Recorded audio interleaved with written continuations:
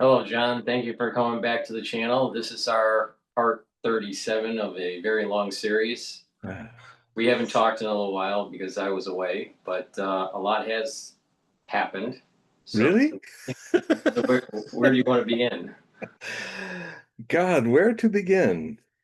Oh, well, there's a potentially interesting development that's coming on rather fast concerning a summit in Alaska between Vladimir Putin and President Trump. And that's pretty big. Uh, I think one thing we'll clearly see is how many of the forces of war and making war business and keeping this grift going and all will kind of show themselves. Um, there's a whole lot of stuff that's being thrown around that isn't true. A lot of spin doctoring before the spin is spun. But I one thing I do like about it is the idea that it gives us, prophetically speaking, a very interesting idea of, and confirms to me that these two presidents, who 4.7 centuries ago were called by a royalist in the 16th century, the le roi de Aquilanaire, excuse my fractured French, but it means the Eagle Kings, meaning that Aquila in the poetry of Nostradamus and the pagan Romans was when the north winds came out of Aquila, that was always the mark of the time that the winter was coming. So, you gotta follow the poetic significance of Nostradamus's statements, which are mostly lost to us because, except in my book on his biography, when I actually put all the quatrains that I used in the biography into French rhyme and English rhyme. Uh, I guess the first Nostradamian who's not a French person to do that. Uh, and certainly most of the French also did it in open verse because I would have loved to have in my Nostradamus project do that for all the verses, but it's just too large a job. And even somebody who's writing a 3,000 word 4 volume project, uh, there are even limits to some crazy person like me. So it will not happen. I learned that from doing the 40 or so that I had to do, mostly on contemporary prophecy matters in Nostradamus, A Life and Myth, which is the first truly full biography, 450 pages long, that anyone's ever written on the life and the myth and the prophecies and the the life and the afterlife of Nostradamus. And so, if you go to type in John Hogue on books, you will get one of my books prompting up. Click on the author's link, and you'll be able to find that book, which I designed the cover of. Actually, come to think of it, since I'm since I have a copy here, since I'm knocking things over, this is what it looks like. I designed it. It's kind of an unusual thing. That bust is from Salon-Provence of Nostradamus, and it the background is a moonlit night in Iceland, Oh, and wow. I reversed them, and it turned into this weird thing where almost faces are in it. And then I have Nostradamus in this mirror, but behind him he has a ceiling made of waves upside down, and an ocean horizon, which would be the air, should have been right side up, is upside down. And so it just was the mood I was in to make it more watery than melancholic, which I think Nostradamus was more a melancholic prophet, although he had a lot of water. And so, yeah, this is the book, and this is a very nice copy you can get from Lulu, which I also have. But you can also get a really nice copy of it in physical form as well as ebook. But it's quite a it's kind of the go-to book in this matter. Just to remind the audience, the links in the description to get to John's website so you can sign up for his periodical and his readings, and we'll cover that throughout the show. But the link is in the description of this video and all the videos that I have done with John. Great. Yeah. So one good thing is happening astrologically for Donald Trump, because he's got a whole lot of challenges since May that makes him quite erratic. We'll go into that a bit. Is that he has well, we all have suffered through and are in the final days of a very difficult Mercury retrograde in Leo, which has been quite a struggle for me, because I have, for you readers are waiting for my next Hogue prophecy report. The last one came out on the 31st of May. I have been working on one of those difficult literary children that often turn out to grow up to be something really wonderful. And aided by the retrograde, which was a lot of starts and stops, and aided also, I think, because I've been working so hard since the first half of the year, that sometimes my life force is like a mule, and the soul's the driver of it, and the mule's getting kicked, and the mule just doesn't want to move. And so I just go, okay, mule needs to rest. I can't push it, because the soul doesn't have those problems of being embodied. So I just roll with the mule's rhythm, and I've been almost 8 weeks writing this thing, which is now 54,000 words. It's a book size now, and 10 articles. And so the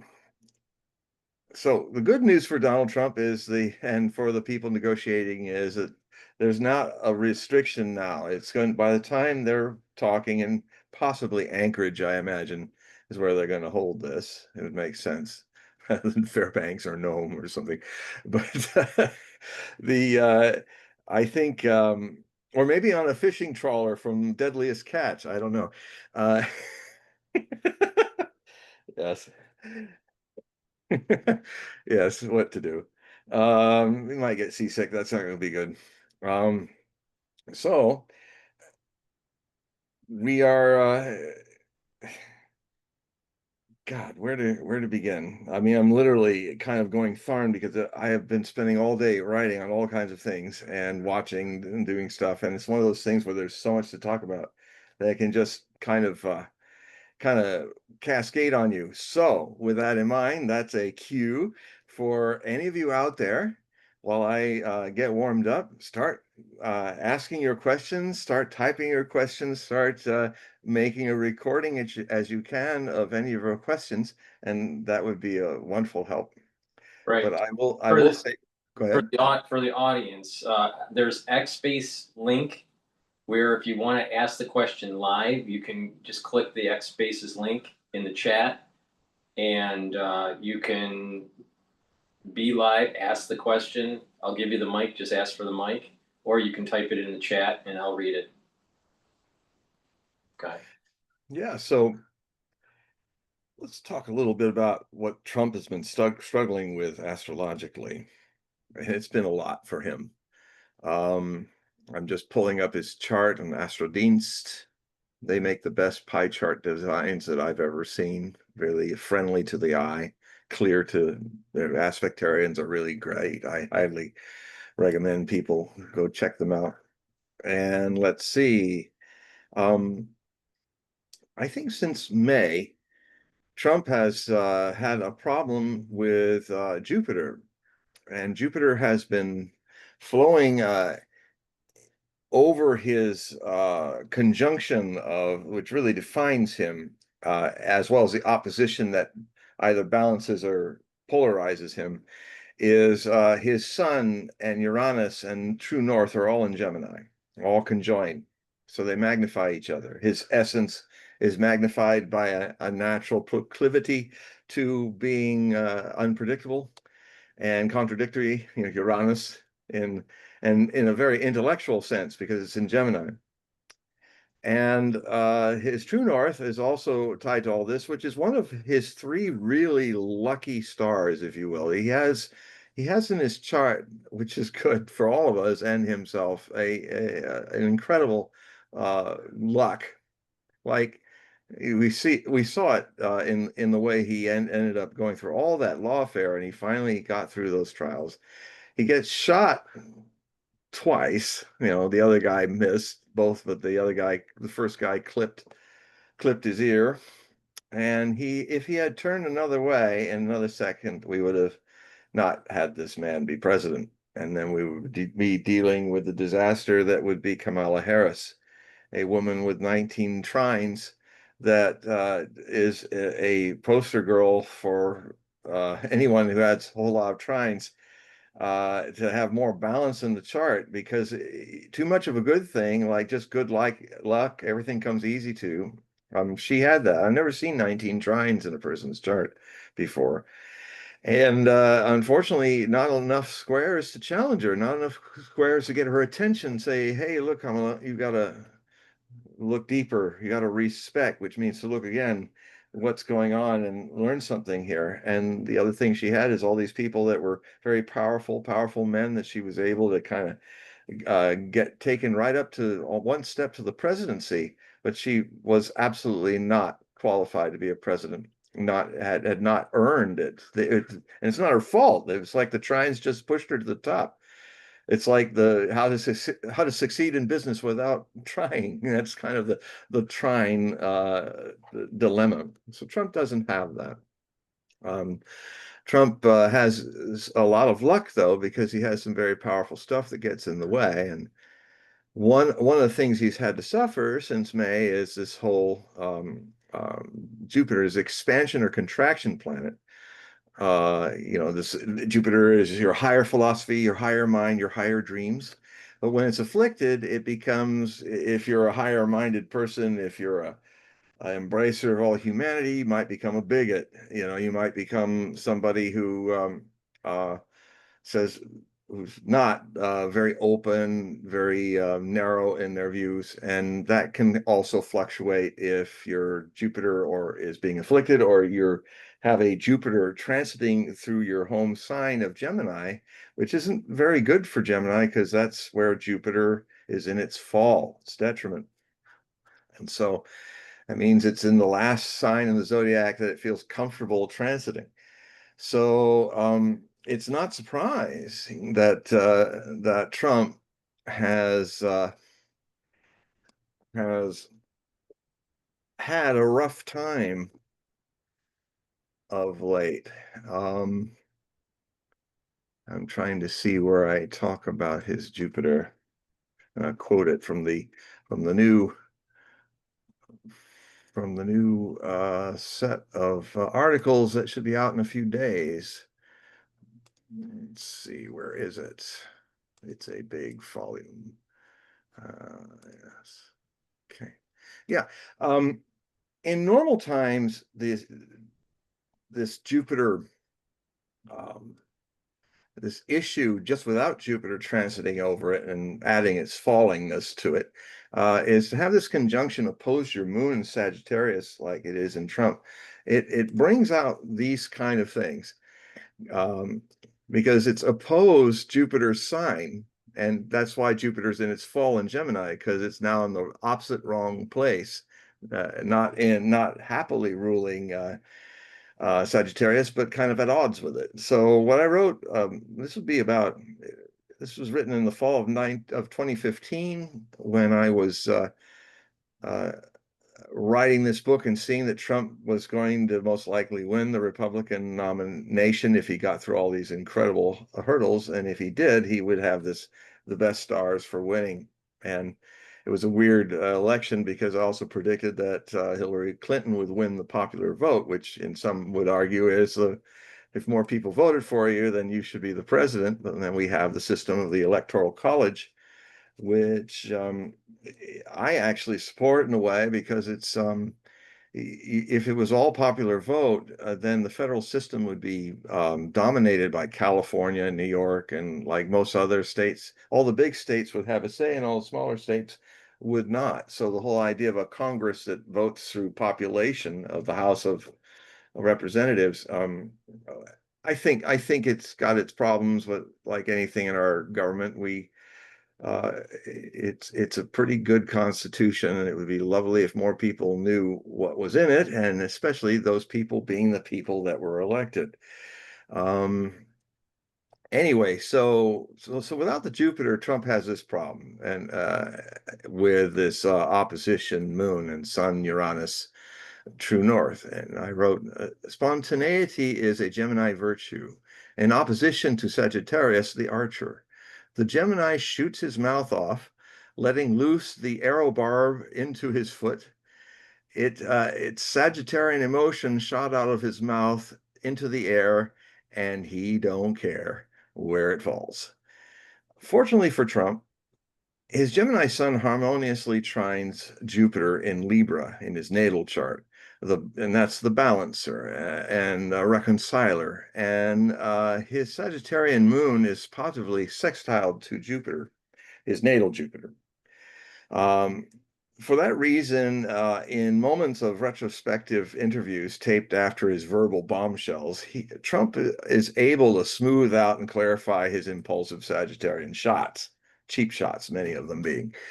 Um, Facts consumed and overwhelmed by Trump's emotion-triggering blasts can render him also unpresidential material if incisive Gemini sun thinking can't win this tug of war with the vector of his insights, a choleric Sagittarian moon's impulsive, emotive volleys of bile.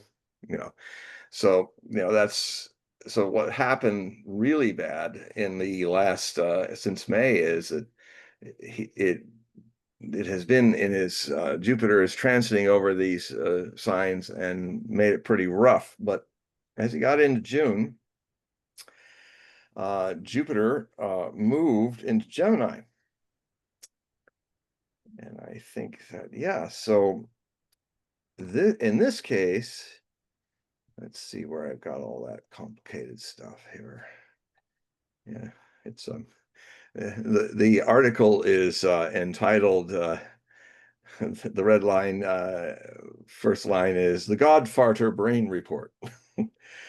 President Don Corleone Trumpo will make Iran a peace offer it can't refuse. And so that goes into the astrology problem. It also goes into how his Truth Social statements are completely off the wall. And that's all exacerbated by this situation. So anyway, long story short, so I don't get too much into the astrobabble. I mean, if you want that, it's in the article about it in detail. Is that being in Gemini, it is in a bad relationship with his Saturn. And let's see, Gemini, Cancer. Let's see if I can find it. It's much more interesting that way. Okay, here we go. So I'll find it.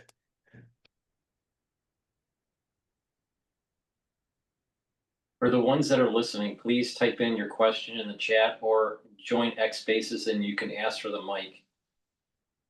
So in June, Jupiter entered Cancer, the sun sign of the United States at birth. So this is very not just about Trump, it's about all of us who are born and raised in this nation or become citizens of this nation, which was born under Cancer. And so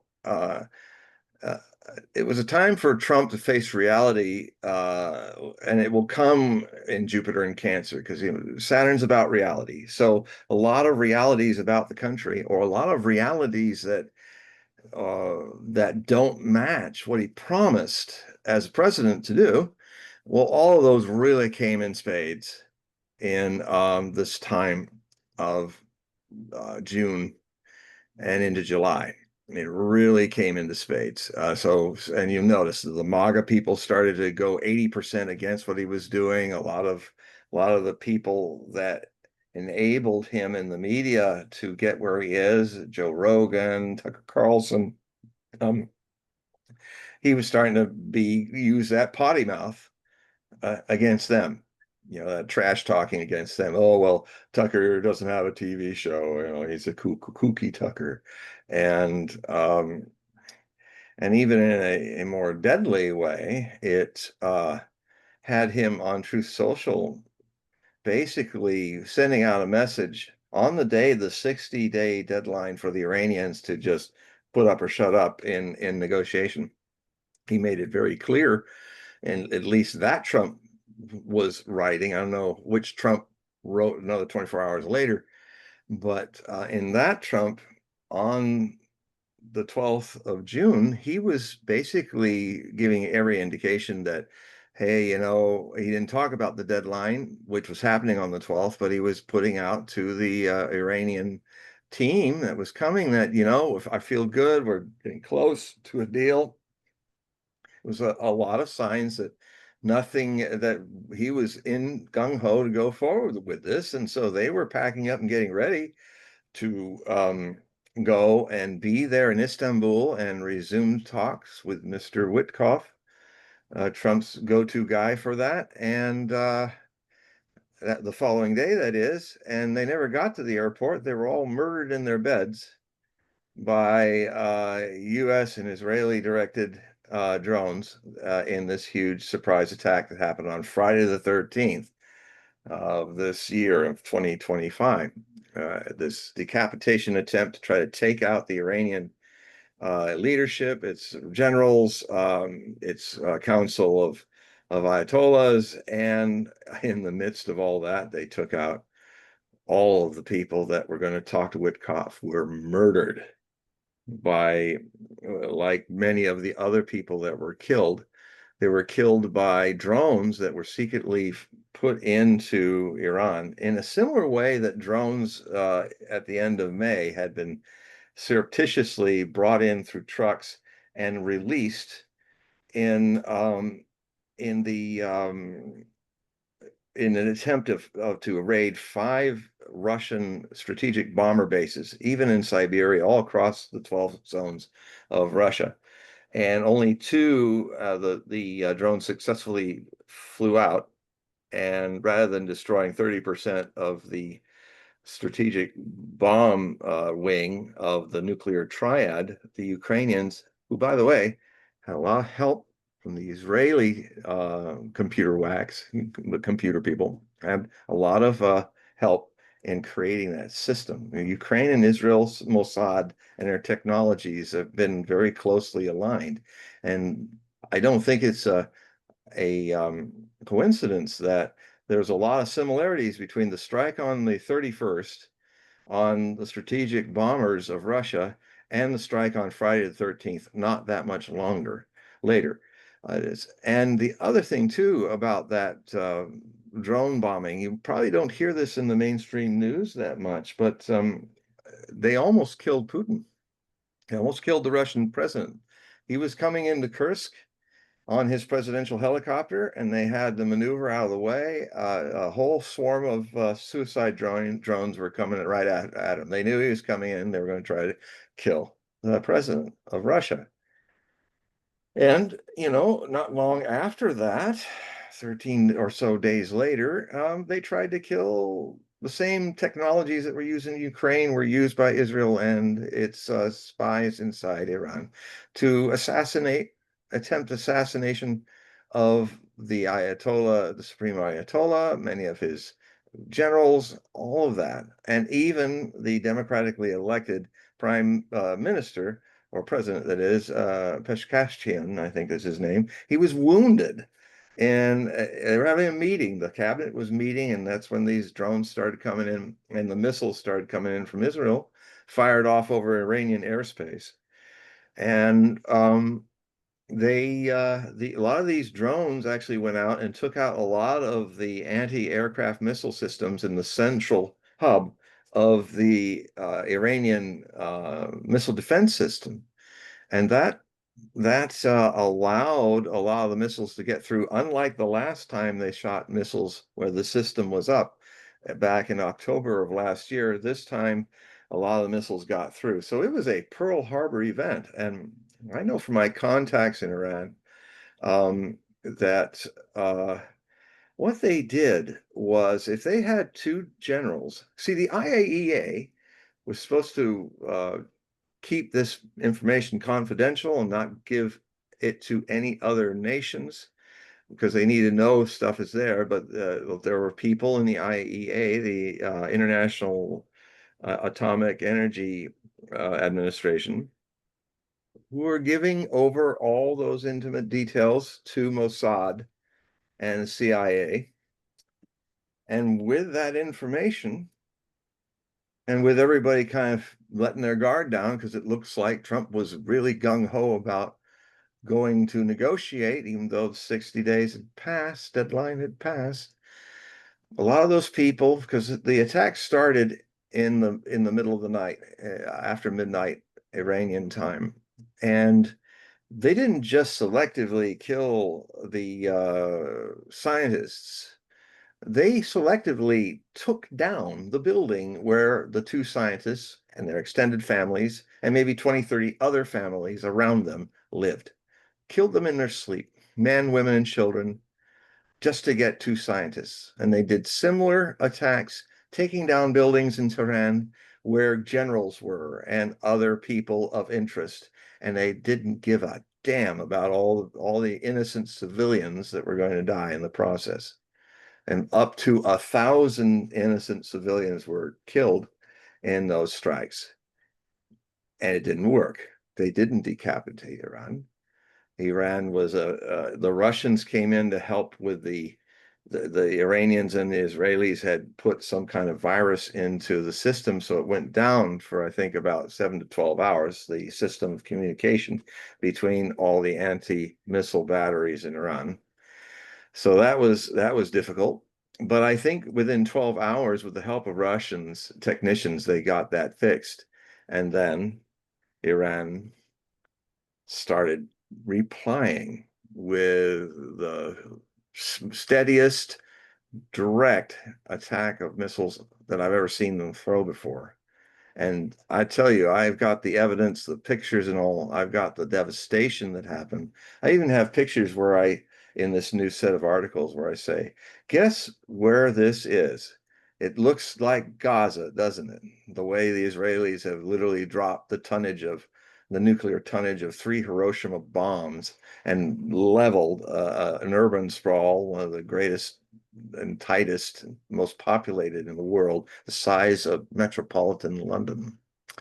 And now the Israeli government didn't want a lot of the people that were dropping food from other countries to fly over the strip, but they had to fly over the Gaza Strip. And a lot of reporters and people in the mainstream press got to see the cratered lunar landscape that I have been watching for 22 months, where everything is utterly destroyed. I mean, you haven't seen this kind of destruction since the Warsaw Ghetto was leveled by the Gestapo and the SS. It looked just like the Warsaw Ghetto. I mean, so in a way, Trump was having a lot of truth thrust at him and a lot of the things that he was saying, because then he went the next day after the attack when he got on Truth Social. I mean, he sounded like a gangster thug. He's saying, well, we told you that the deadline's coming. He never mentioned the deadline in his previous message. We told you it was coming, and you just didn't come through. So, it's all your fault this happened. And all those people now are dead, talking about the leaders. No, they aren't. Actually, most of them survived. Only a third. He only managed to hit, as a mafia boss, a third of the people who he made an offer they couldn't refuse, and he, threw the horse in the bed. Uh, but with not the nobility even of a thief, of a Don Corleone. So it was disgusting. But this is the kind of stuff that comes out in this kind of issue when your Saturn is in Cancer. The transiting Saturn is in Cancer, transiting over your your Mercury and let's see, your Mercury, your Venus in Cancer, so your diplomat is not working very well, and also your Saturn. So and it got really bad. So the struggle with truth, and it's ironic, truth social, the struggle with truth in the social contact was really not working for him. And the other thing too is that a lot of people started to see, and I think this is happening, I'm sorry to say, that we're seeing him aging very fast in this Trump 2.0. And he's actually in his 80th year now in a highly stressful job. And listen, watching my own father in this situation, who was a very powerful man, he could take a lot of stress. But when he got older, he kind of fell apart in like 3 years. It's just almost like the strength of his stamina, of his powerful Taurian body, was just he could hold it, he could hold it, he could hold it, and then it went. So it was a real message to my brother and I, who also have a lot of stamina like that. You got to watch it. It can just go fast. So I'm looking at Trump. So I talk a lot in these reports, these new reports, about the situation of Alzheimer's and dementia that is in the Trump family. And and I understand it as somebody, my some of my relatives have that too. I won't mention which side of the family, but so it's an issue, uh, and so it was a really tough time. I think this easing off a bit, but unfortunately, this movement of Saturn, um, it's going to go, or Jupiter, I'm sorry, Jupiter in Cancer, the expansion planet being put upon his natal Saturn, the limiter planet, or better, the reality planet. I mean, Jupiter's a dreamer. Jupiter's got these high ideas, or just as a boastful person who has believes that they can do anything they like. But Saturn is always there. Saturn is a grim reaper in your chart if you cannot understand what Saturn limits. It's not you, it's your delusions, it's your ego. Saturn is about truth. And Saturn, if you embrace Saturn's lessons, if you love truth, if you want to know how you really tick and what's really going on, even if it hurts your illusions or your dreams or your expectations, Saturn limits those. Saturn is about you becoming a Buddha, you becoming completely awakened to yourself, a light unto yourself. So it gets this bad connotation of being Grim Reaper because of all the egos it's hurt throughout the years people have studied astrology. But it's not. Um, Saturn, I had to get to be friends with my Saturn in the 12th house in Scorpio, conjoined my Venus and the ascendant in Scorpio, with my sun a little off from all that and all in the 12th house. And all that ascendant was squared my midheaven, my Jupiter, and my Leo exalted in the midheaven in Leo. And so that I have, if you go on, because I'm enough of a celebrity, I guess, to be posted there. If you go on astro.com, you can see my chart, my birth chart. It's there. Just type in John Hogue birth chart, and so my celebrity got me on there. And it's an unusual chart. There's really no trines in it. So I have the opposite that poor Kamala has. I have no trines. There's some, if you throw some more of the rocks that I don't usually use, the asteroid stuff, uh, you might get a trine. But in the real meat of what really rules your potentials of your body mind vehicle, I have no trines at all. So I had to make friends with my squares, my oppositions, and learn that they can be really good friends if you're coming here to grow. If you're coming here to grow, they're beautiful. And I came here to do a lot of growing, it seems, from my chart. So We do has have. anybody showed up? Yeah, we have a couple questions here. One Good.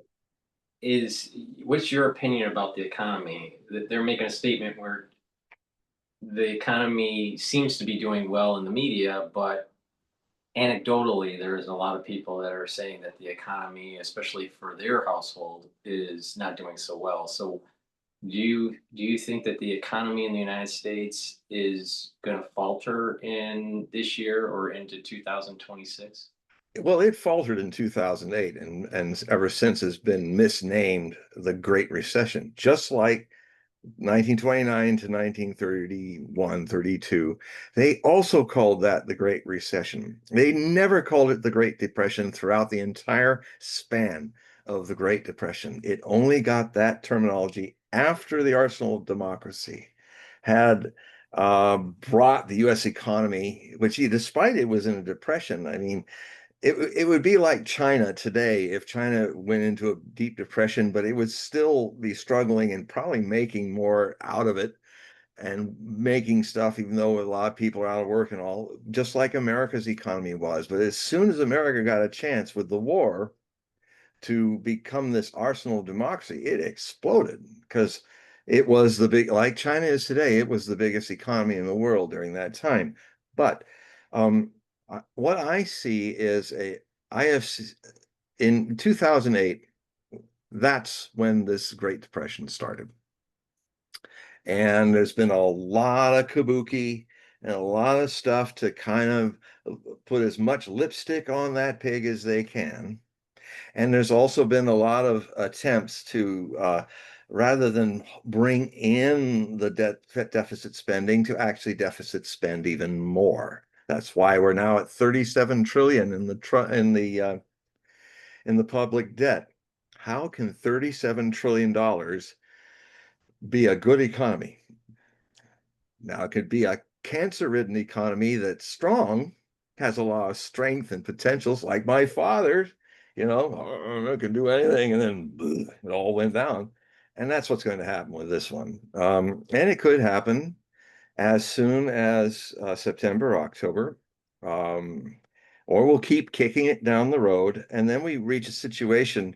Well, and the other thing that's doing it too is what we've done as our American leaders have done and economic leaders have done is to make the US dollar so toxic that people that love it, Indians, Chinese, everybody, they love the US dollar. But we have made it so weaponized that the whole world's turning from it. And that means this whole idea of we unloading our deficit, our bills onto other nations for our dollar, if nobody's using it anymore, you got to pay it all up, baby. And go ahead. We do have someone that's on the microphone. Maybe they Ah, want to ask their question live here. Bari, if you want to unmic, if you want to turn on your mic and you can ask your question. Hi. Okay. Hi everyone. John here. hi, Barry. Uh, it's so nice. First, it's so nice to talk to you because it's like it's bringing some sanity. It's such an insane word to see Trump, and you're bringing some sanity. Everything you're saying about Iran. And so, one question is, you are predicting that he's going to go back and start this war. Excuse me, can you turn up Paul? Can you turn up the volume? It's hard to hear him. Yeah, go ahead.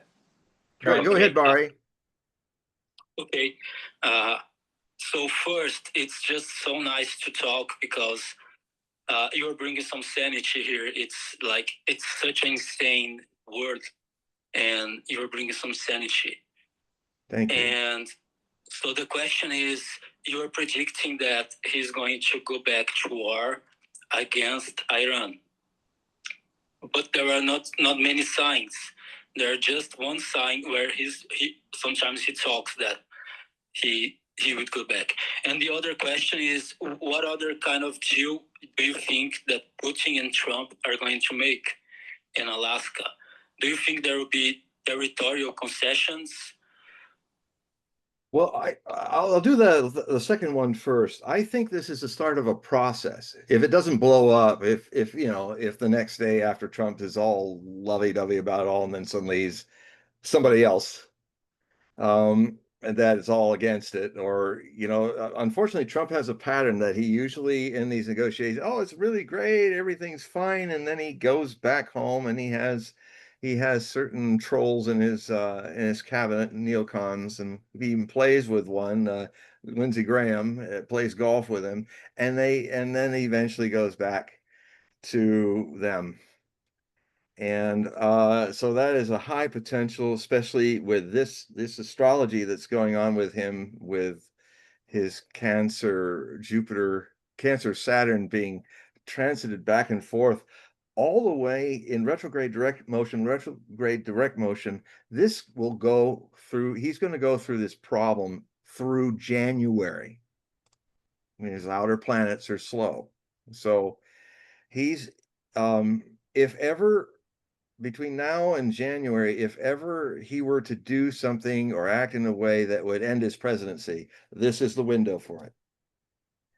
And at the same time, it's also time where we're having very important things coming up, and the angels of his spirit on this shoulder say, yeah, go, let's not just make this process that we're having with the Russians just about Ukraine, but let us make it a restoration of two superpower relationships that, well, let us reestablish, as the Russians were talking about, and Trump seemed to be amenable to it, of taking all the damage that Obama and Biden did to literally destroy the diplomatic missions that Russia had in America. And therefore, similarly, the Russians responded by telling everybody to go home too.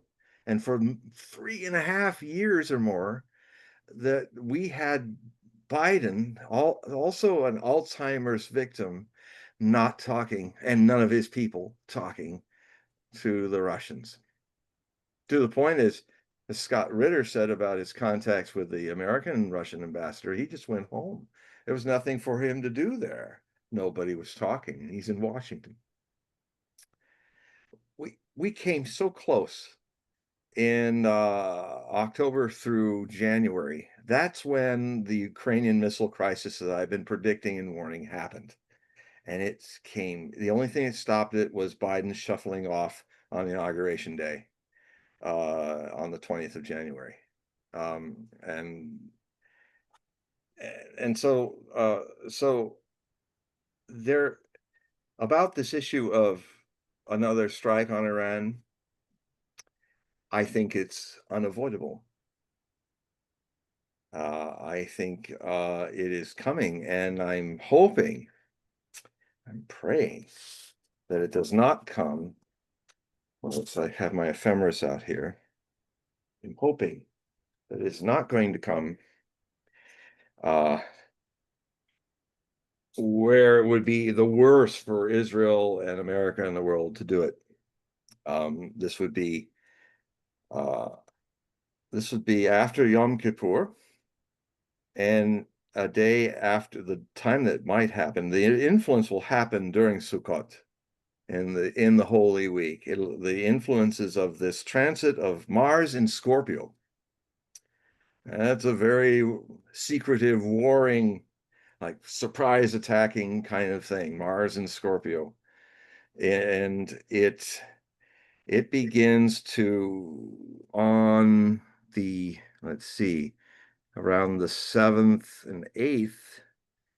No, let's see. No, on the 9th, 10th, and 11th of Sukkot, towards the end of the Holy Week, is when it begins to exactly square the Israeli birth chart of Israel's Pluto, which I think is in Leo. Let me pull that chart. I have that up too. So, surprise attack by the United States or Israel or by Iran? No, Iran's not. It's the only people that are doing that kind of stuff. The only people trying to play the Japanese at Pearl Harbor have been the United States and Israel. Now, Israel, the Zionist leadership of Israel has done it, unfortunately. So you're thinking like a false flag kind of event? It could be a false flag. It could be a assassination. It could be. Remember, this is the new way of war now. It kind of reminds me a bit of how they used to do war when Nostradamus was trying to warn people in France about the wars of religion that were about to come. And if you study the wars of religion, it was more of the loss of life happened between one set of nobles assassinating the other set. Very famous, notorious assassinations, and I think there's something repeating itself here. That's why I'm very concerned about Putin going to Alaska. I'm very concerned. It's always kind of hovering around there, and it almost happened last year. The idea of taking him down by air. And if that happens, what makes you think the United States president might have Air Force One also taken down by air? And then maybe Netanyahu is taken down by air. You know, this is the kind of skullduggery that could happen. And especially with these passages over the Israeli birth chart. I said to my American contact, a rabbi who I very much respect, he'll often call me. He's also very gifted in seeing the future, and he will sometimes call me, and whenever he calls me, I stop what I'm doing because he'll say, "John, we have to talk." And I go, "Oh no, something big," and then it's usually feeling it too. And then we have these long talks, and it happened just before 7th October. Yeah. Wow. It happened at other times, and we had a long talk about what this might mean. Of course, he was coming from a Torah Jewish point of view, which is often against what the Israeli state has done. They contend that this was not the way Israelis and Jews were supposed to come back to the Holy Land. They came back as thieves and robbed the people that were already there, and that is interesting too, because Palestine comes. I learned this from Tom Robbins and checked it. Palestine comes from Pallas. Pallas, it predates. It's a pagan goddess that predates all the stuff that's in the Bible.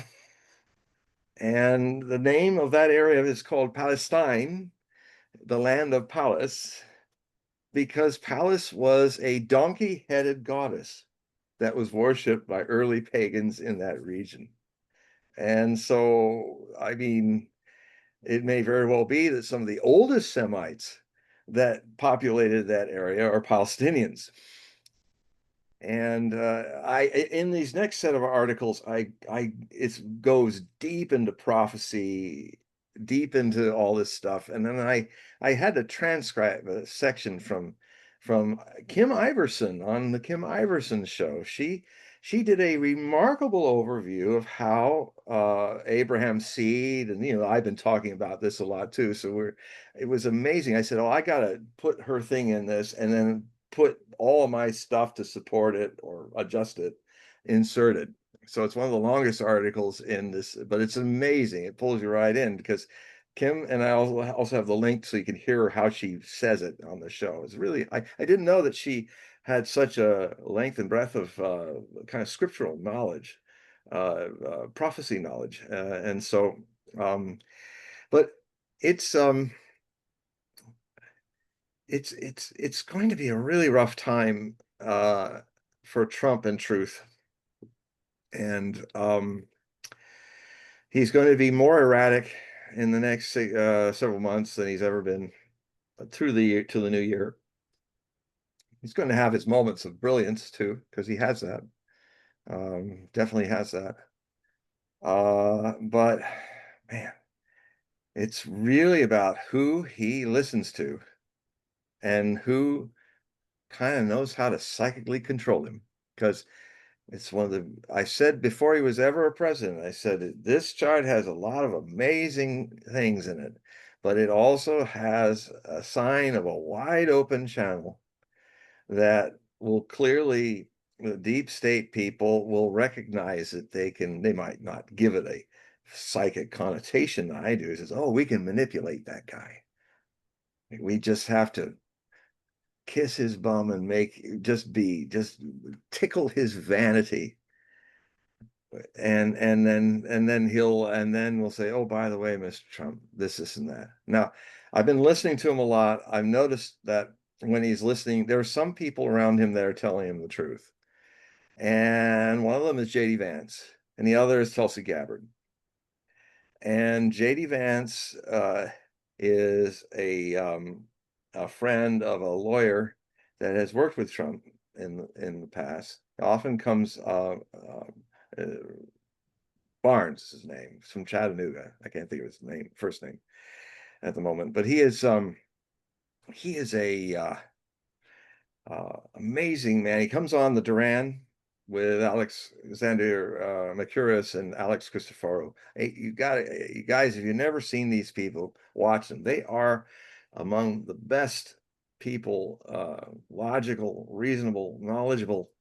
There are a couple of cynical Greeks, and I mean that in the true meaning of cynic, which is somebody who is really looking for the truth and will tear anything down that looks like it isn't quite truthful.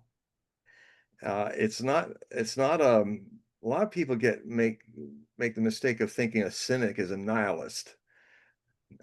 One of the great mystics of Greece, Diogenes, was not a nihilist. He was a true cynic in the true Greek tradition.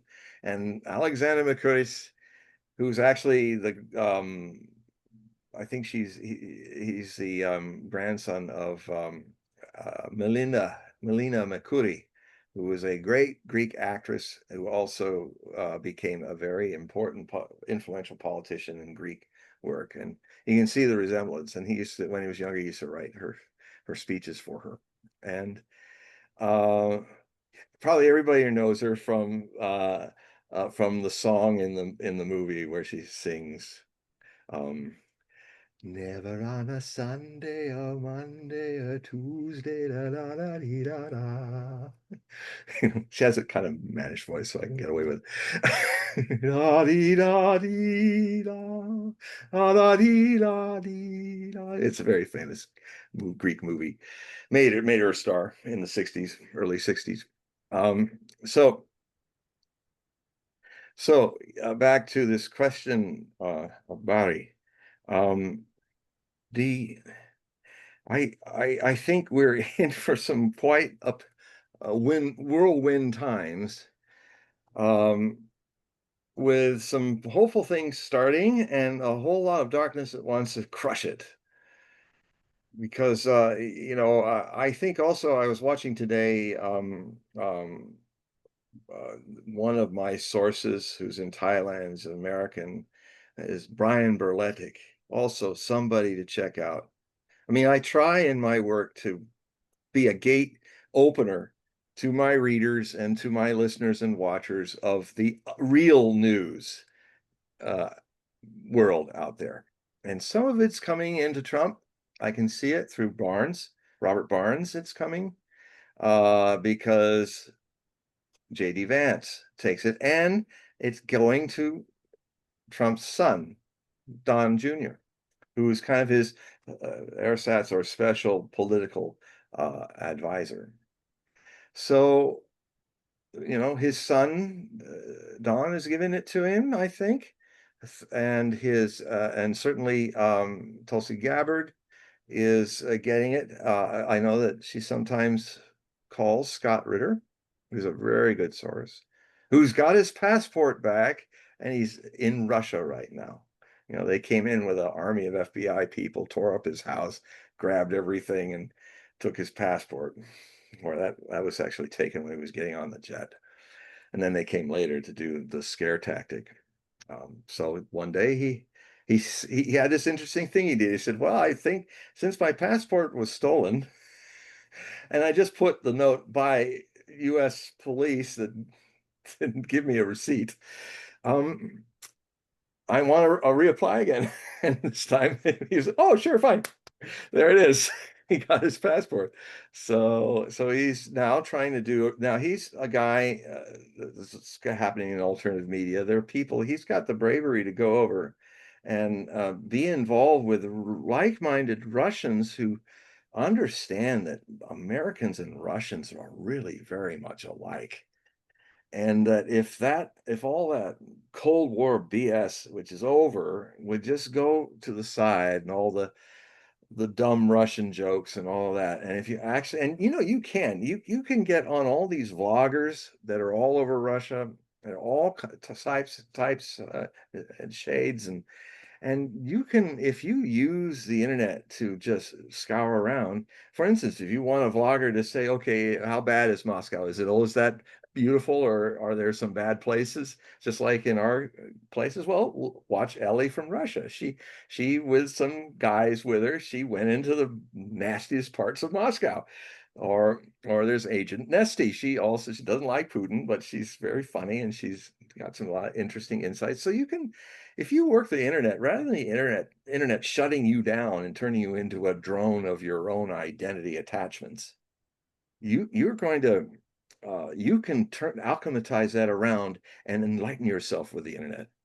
If you just know how to make it program it by your pushing this and that, the algorithms open the world to you, because they're dumb. They don't know, because they're built to, oh, he always likes to eat cranberries, so we'll just keep showing him beautiful stuff about cranberries, and giving new cranberry things. Oh, he is a MAGA person, so we'll only give him stuff about MAGA, or worse, in a lot of ways. A lot of the blue meanie Democrat people are always just reinforcing their own false narrative, as happens in all political sides.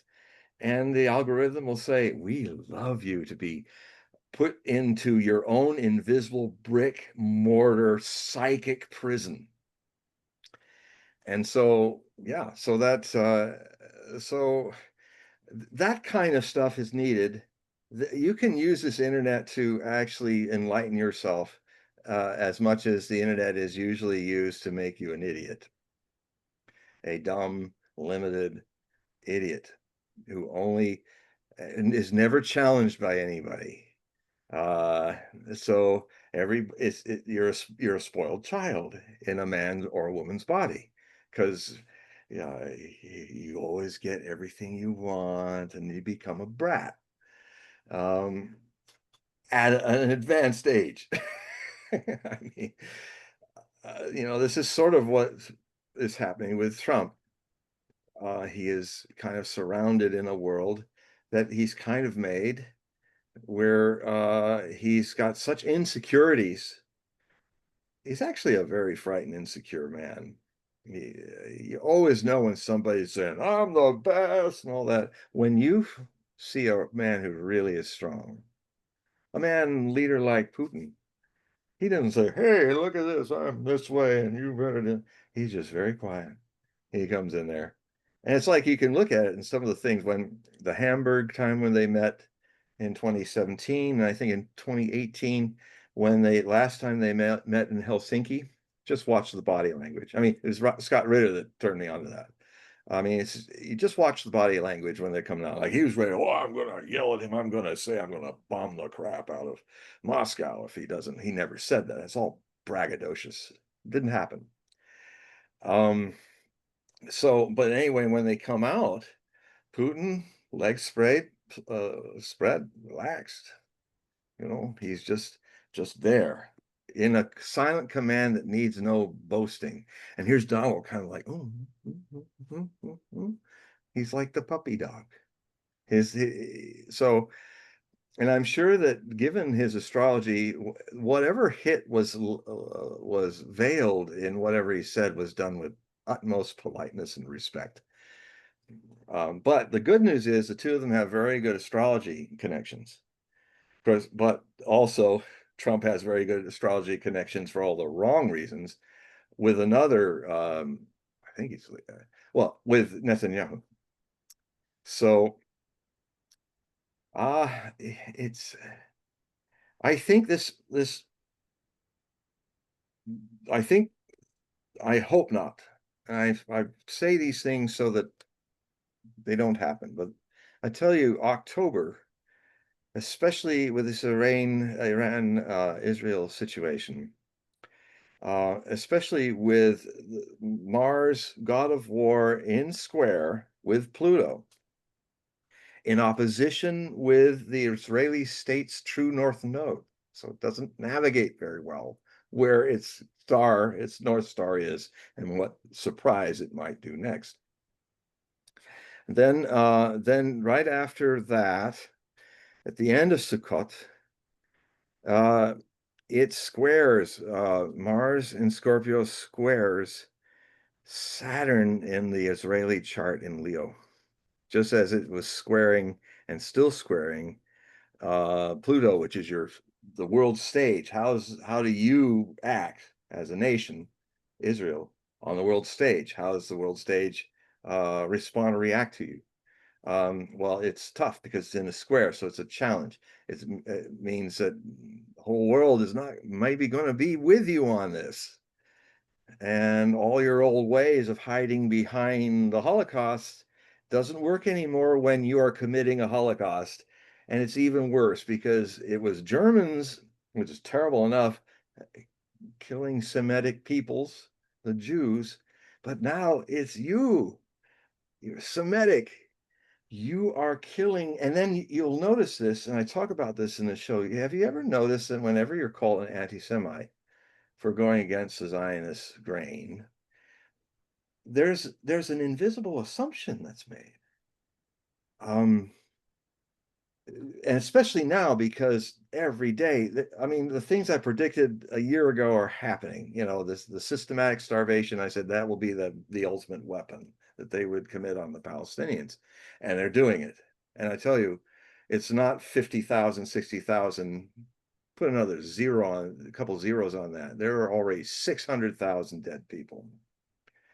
The 2.3 million people have been reduced now to 1.7, 1.6 million. Now, I'm saying this this is future fact, folks. I'm saying this, but remember it, because unfortunately, time catches up with the future, and this stuff is happening. But we'll see. The judgment will be in actions and events, but I put that out there for you all. I actually hope I'm wrong. I hope I'm wrong about most of these things. I hate being right about these things. But evil is predictable. It kind of goes where it wants to go. Genius and love is spontaneous, so it's very hard to predict it. Stupidity is the fuel, the engine, and the fuel of successful prophecy, unfortunately. If you watch how people are predictable when they are unconscious, when they're not centered in their divine spark, it is very easy to see where they're going to go with it, sadly to say.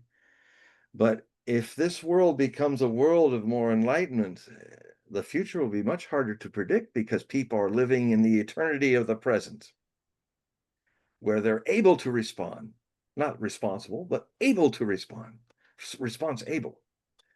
And that I hope, when I look into the future and see how dated prophecies dwindle in the 21st century and then seem to disappear after 3797 AD is the only dated. And there's also a 2025 prophecy of Cairo, the seer, the palmist.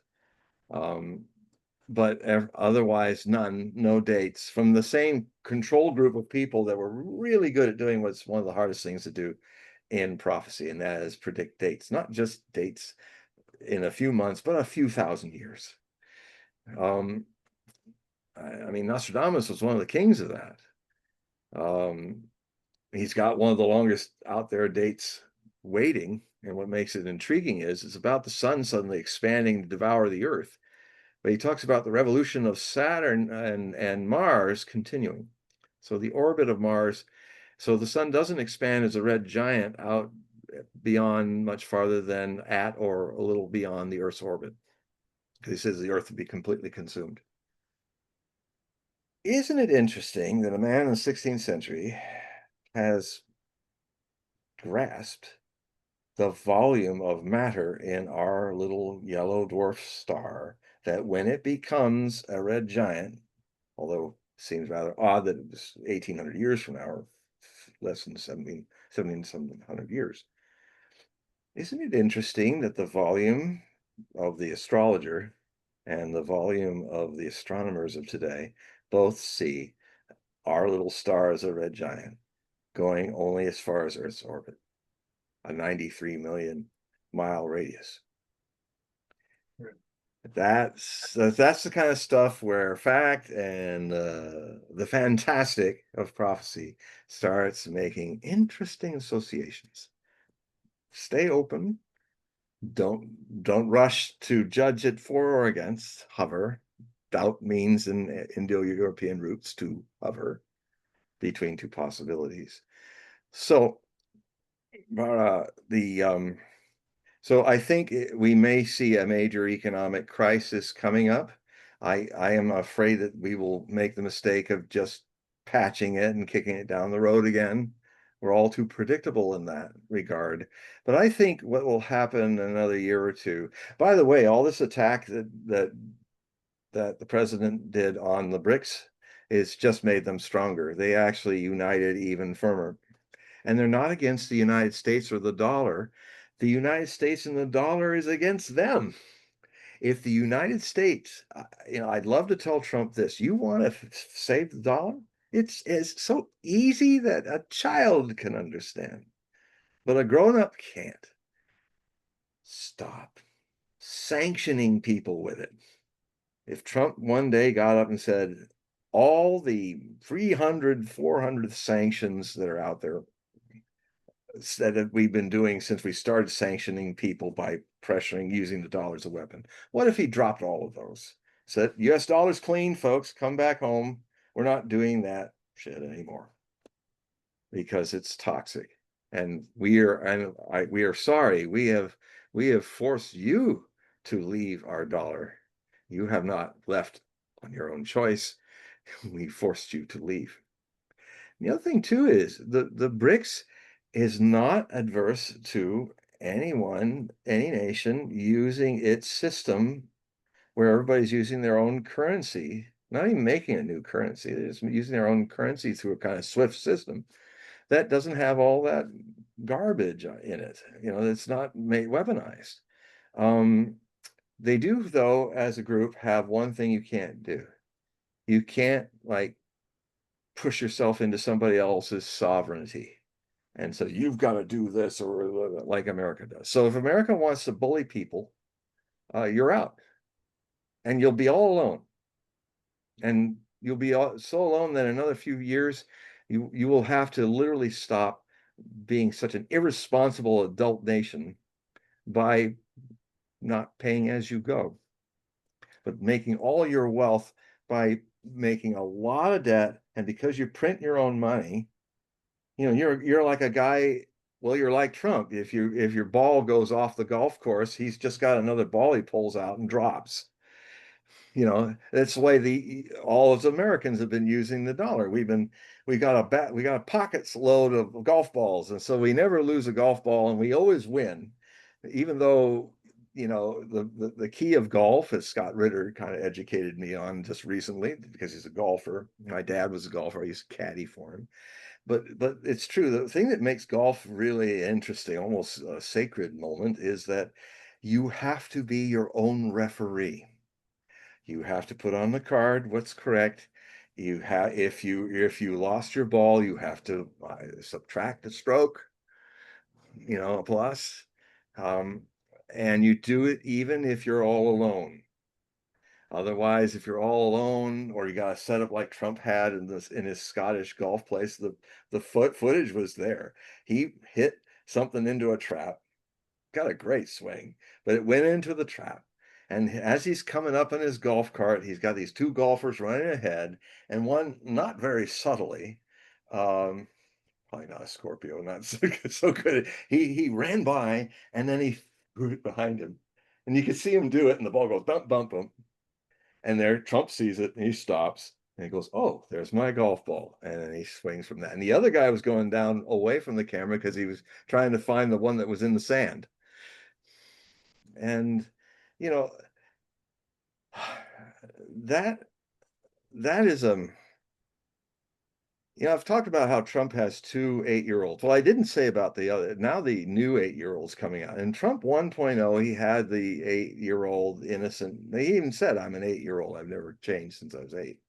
And that innocent 8-year-old, precocious, but he would say a lot of truth, like looking at Jeb Bush when he got skin and bones, so he could look pretty in the debates, but he was so starved of calories he couldn't even think twice, think straight.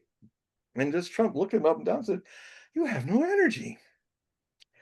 That's how an innocent child is wise. But unfortunately, in this new struggle he's having, and maybe also with dotage getting old, he's he's um he's now got this really nasty 8-year-old coming out, a bully, very nasty. But I sometimes hope, and I say this in a passage in these news articles, I hope that even a bullying 8-year-old, if that's all that's inside Trump a lot of the time, even a bullying 8-year-old doesn't want to die, wants to live forever, wants at least not have a world be destroyed. So even that nasty 8-year-old might kind of go, let's not take that last step. In a way, that's the beauty of being a bully wimp. There's a good side to cowardice. It can be intelligence. You go just so far with your bully trip, and then if you have a little sense, you kind of, I don't think I'm going to cross that one dare more, and you back off from starting World War III. So that's also possible. I have a question, John. Wait, the 8-year-old, which 8-year-old is represented with the gold that's being put in the Oval Office? That's his Leo rising. A lot of Leos like to surround themselves with gold. You ever notice that there's two colors that Trump likes on his tie more than any other? If you watch him, he'll do the blue. He won't do green, but he'll do the blue, the primary colors. But he's often in a golden tie or a pink tie. And the golden tie is because he has a very powerful rising sign in Leo, which is the color of the sun. It's the sun. It's the sign of Leo, the big heart, lion heart. And he's a Gemini. The color of Gemini is pink. Wagner, famous Gemini composer of Germany, one time he designed an outfit that was all different shades of pink when nobody was doing that in Victorian Germany states. So that's I love gold, but I can't afford gold leaf. But I have a lot of Leo in my chart, even though I'm a double Scorpio. I never really liked gold. I was more of a, just like a silver, chrome. Yeah, you're a silver chrome guy. You are silver. Yeah. I don't like gold. I don't know. I have to check your chart. I don't know. I don't. I have your chart somewhere. I have to look and say, well, why is Paul a silver guy and other people are golden guys? I mean, I love silver too. I love all precious metals, but I must say I love the color of gold. We do have a question from the audience. They want to know about your take on the interstellar object that's coming in. It's very interesting. I think Loeb is doing some very interesting stuff. The professor that's kind of been brave enough to talk about that. It's the whole 8 degrees off the solar radius, that's definitely the fact that it's coming in behind the sun. And it'll be very interesting if we get a chance. Well, two things could happen. If we don't see it again, if it doesn't emerge from behind the sun, that says something. that a rock in space doesn't do, and a rock that clearly didn't get broken up by the sun, because you'll see it. You'll see the debris one way or another. You'll know. But what if it doesn't show up past there? What if it somehow, which just did some technology or something one could surmise that we don't know of?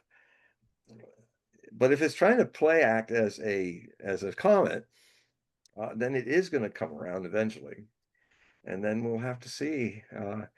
I used to say I get the question a lot on Coast to Coast, all the 30 years plus that I've been on it, with Art Bell first and then with George Nuri. But it always comes up, and I've often thought that the 2020s would be sometime in the 2020s we would have some situation where it's just clear to any skeptic, cynic, or blind believer that something's going on. And I think when the first one cascaded, oh mau mau, like the song, Papa ooh mau mau. Anyway, and it cascaded through. That was interesting. But this one's coming more like as if it has intent, which reminds me of a story. It's going to be a spoiler alert for anyone who hasn't read On the Beach by Neville Shute. Great book. He's English, but he wrote it when he was a citizen of Australia in 1957. It's one of the best doomsday war books ever written. And it also was made into an incredible movie with Fred Astaire playing a serious character who's really good. Actually, he was playing the character that Neville Foote would be, because he was an engineer and he loved to speed race as a hobby.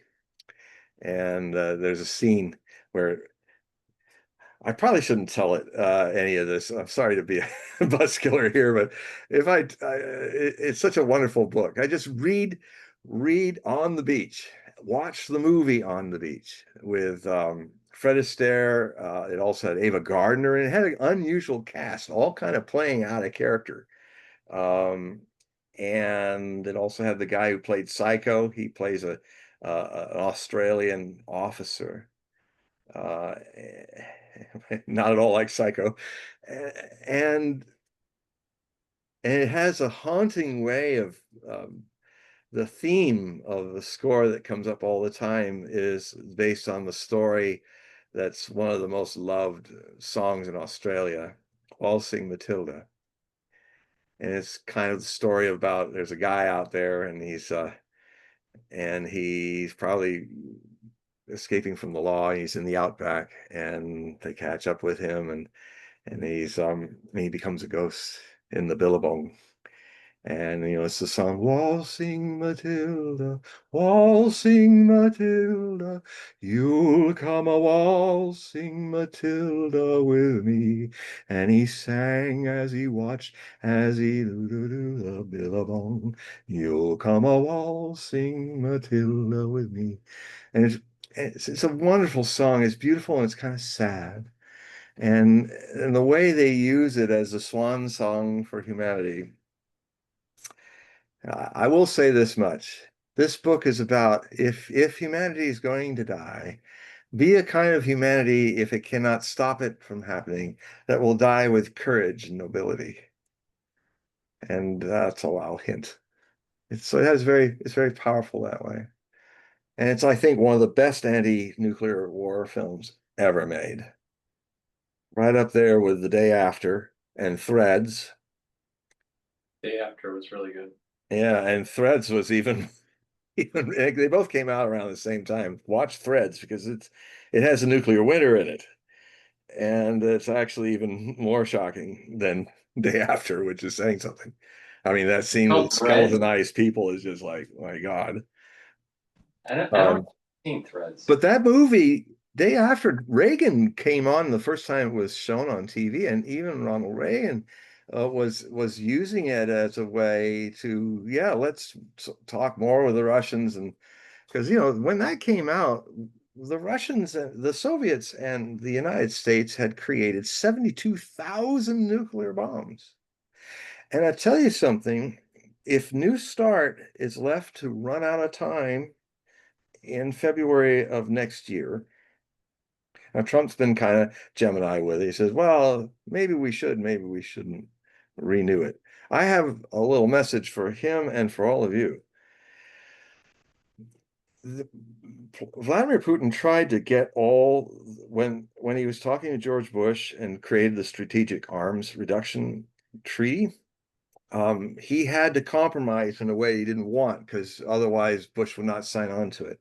What Vladimir Putin, for the sake of humanity, all of you out there, is he said to Bush that, well, I think we shouldn't just destroy the rockets. We should also destroy the warheads, because what would happen if it ran out and people wanted to start making more rockets? He said, no, we want to store, Bush said, we want to store all of our warheads. Our way of thinking is that if we destroy the missiles so they can just sit there. But Putin was right. He was saying, well, if you don't destroy the warheads, someday you'll put rockets on them again. And guess what? New START, the addendum to it, if it goes out of being in existence, if the time runs out, it will not be renewed. On that stroke of midnight, you're all done with it. You have to start from scratch. And that took years to create. And what will happen within the next few weeks is that all the warheads that Americans and Russians have, they have room to put more MIRVs on the warhead. That means more warheads. And what we've done to reduce it is we have more multiple nuclear missile-like bombs that independently fly once they come out of the ICBM and destroy whole cities. You can have what will happen just after that in February will be that where we only have 1,500 active nuclear weapons, or 1,700 for the Russians, 1,500 for us, I think. Within a week, it'll be 5,000, 8,000. All those warheads are still packed somewhere from the 80s. And we could, within a few months, get right back to 72,000 where I grew up in that, where if there was a nuclear war and it all was launched, it would destroy life on this planet 8 times over. You know, that's what's hovering over us. And I grew up in the Cold War, but a lot of you have not. We used to literally spend decades, it was under the current, but always feeling like the sword of Damocles was hanging on a thread. And often you wake up in the morning and think, oh, we're still here. We had an understanding of the frailty of our life with all these nuclear weapons, how a mistake could light them off. And we had so many. And I was starting to feel like, isn't it great that we're starting to reduce all that? Now we can't destroy the world several times over. Maybe we can't even destroy it one time over with the number we have. But if that thing ends, if we don't renew it, welcome to my world when I was growing up in, everybody. And we're also creating it because the intermediate INF Trump banned out of the blue with no reason, except he was pushed by neocons and stuff to do it. You know, he banned the JCPOA. He just walked out of it, and then that's why we're having a war with Israel and Iran. He's the guy that he's also the guy who said he didn't, this is Biden's war. Most of the Iranian training and expansion of the Iranian military happened on his watch with his pen. So, I mean, the man doesn't remember very well, even when his brain was fully functional. It is his war. He just, well, let's just move beyond that.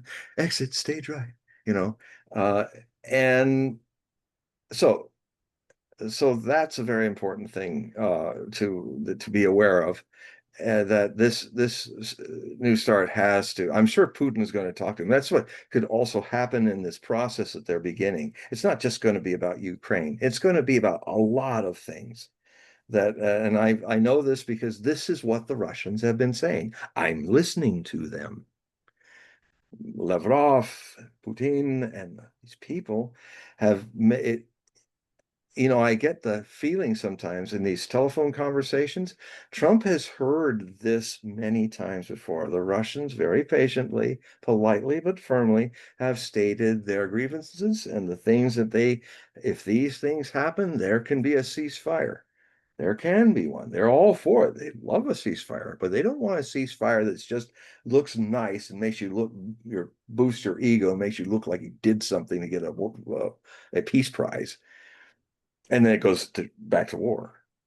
No, the Russians always, when they fight wars, they don't fight if they don't start them.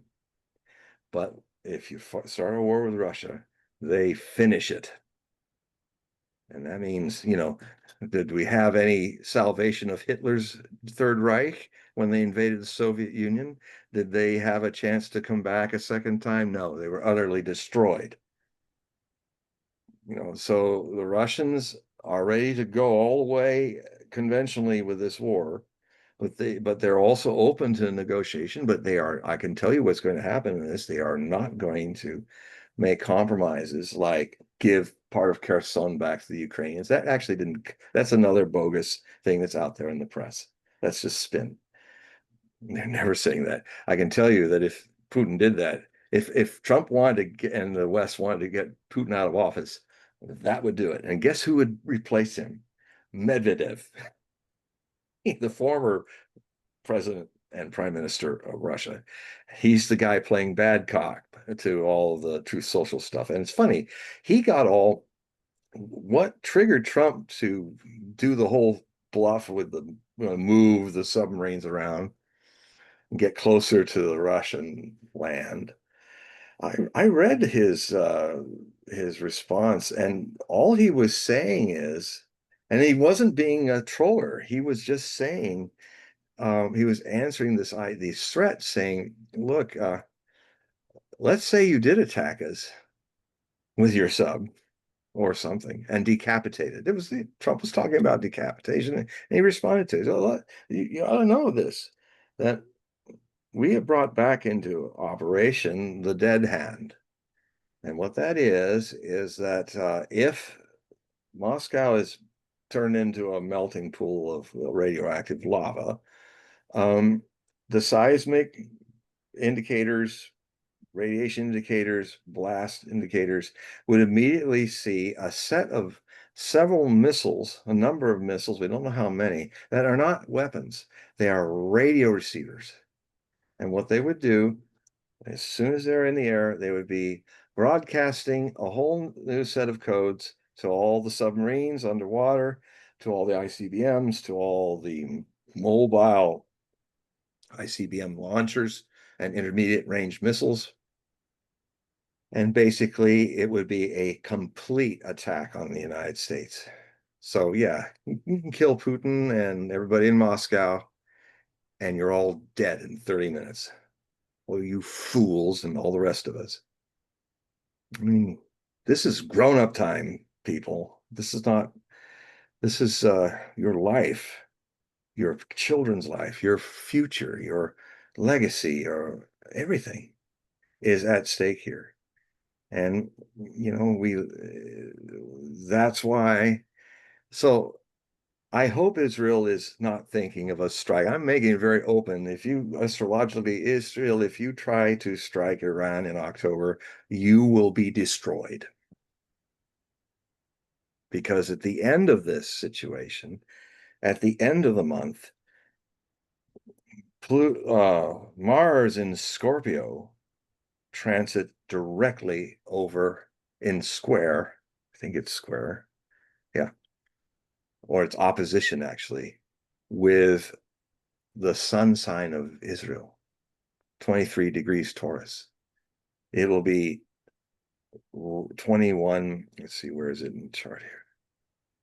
Yeah, it'll be right over around the 23rd and the 24th of October. It will be in opposition. So it's like the final blow. And what I thought what might happen is if missiles, if a decapitation strike happens, it will fail, by the way.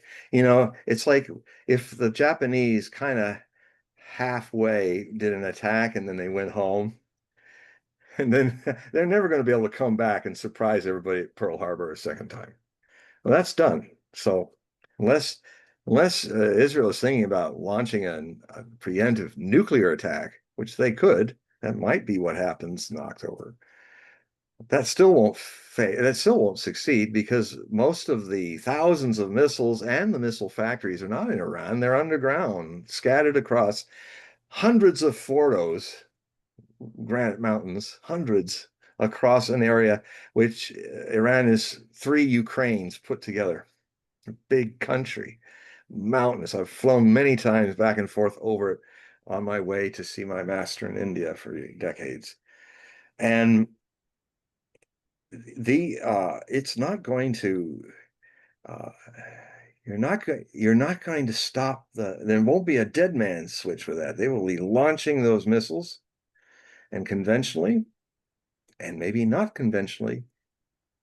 I mean, some of the articles that I have in this new set of articles is looking at how we should all consider now, but because of this strike on Friday the 13th, unlucky, not so much for Muslims, but more for Israelis. I do a whole article about that.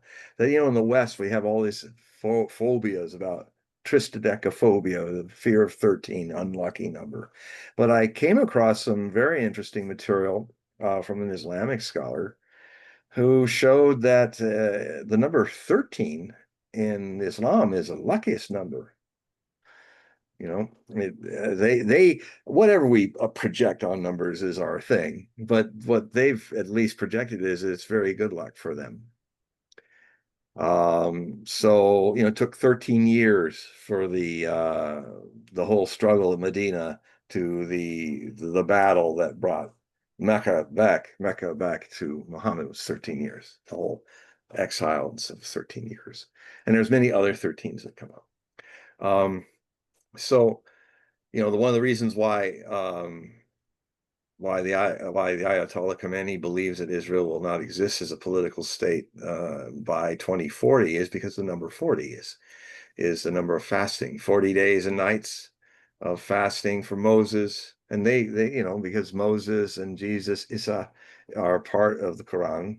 They're also considered prophets of God. They just say that Muhammad's the last prophet of God. That's what they say.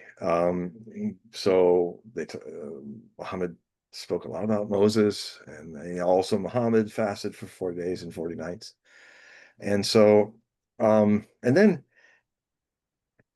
I know, actually, Paul, I have a little segment, as you know, it's good, it's fair, where we were discussing the issue of Rosh Hashanah and the blowing of the ram horn, and how, so I went back and my dyslexic mind, I went back and checked it to make sure I had it not upside down, but in my mind. But yeah, it was that the horn was not able to be blown on a Friday, and October 7th happened, all that happened.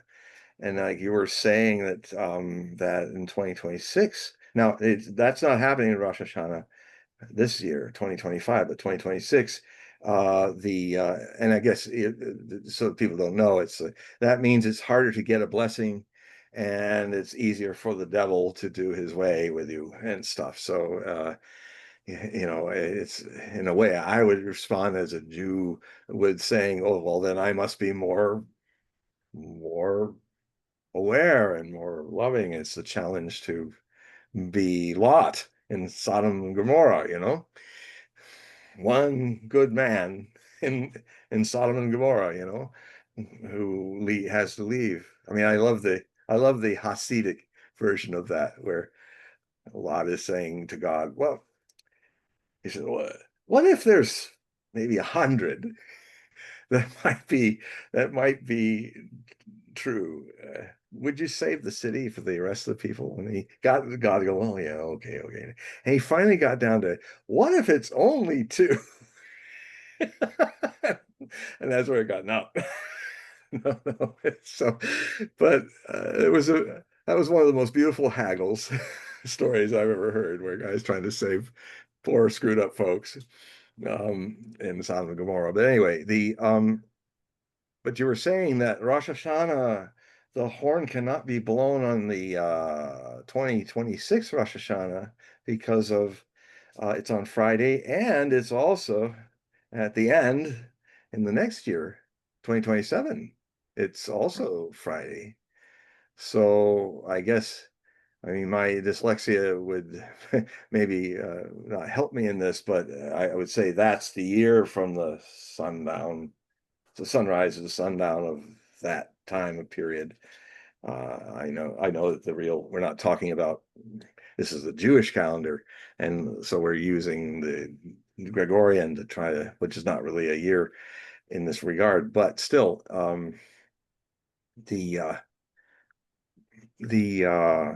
I mean, what it means to me is that 26 through 27 is going to be tough because we just had the one. Look what that one did after October 7th. Look what happened. What is happening because of just that. Now. So yeah. I'll take it one step further because the 2026 Rosh Hashanah is on September 11th. That's right. It is. So I think my personal belief on this is that this 2026 to 2027 is actually a more dangerous time period for the world than what really happened. It is. It's the most.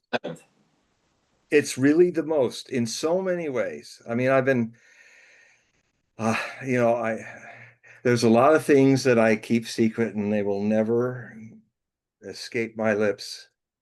I was asked one time by George Noory, he said, "Are you telling us everything you're seeing?" I said, "No, mostly I'm not telling. If it's lurking not too far deep down, I mean, from the surface of this time, I'll never talk about it. But when I start seeing these beasts begin to come to the surface, then I have to talk about it. And I tell you, when you look at all the plans of the warmongers in the West and stuff, you look at how, we'll be ready to go after China in 2028. And you just look at that, and then you look at this with Rosh Hashanah.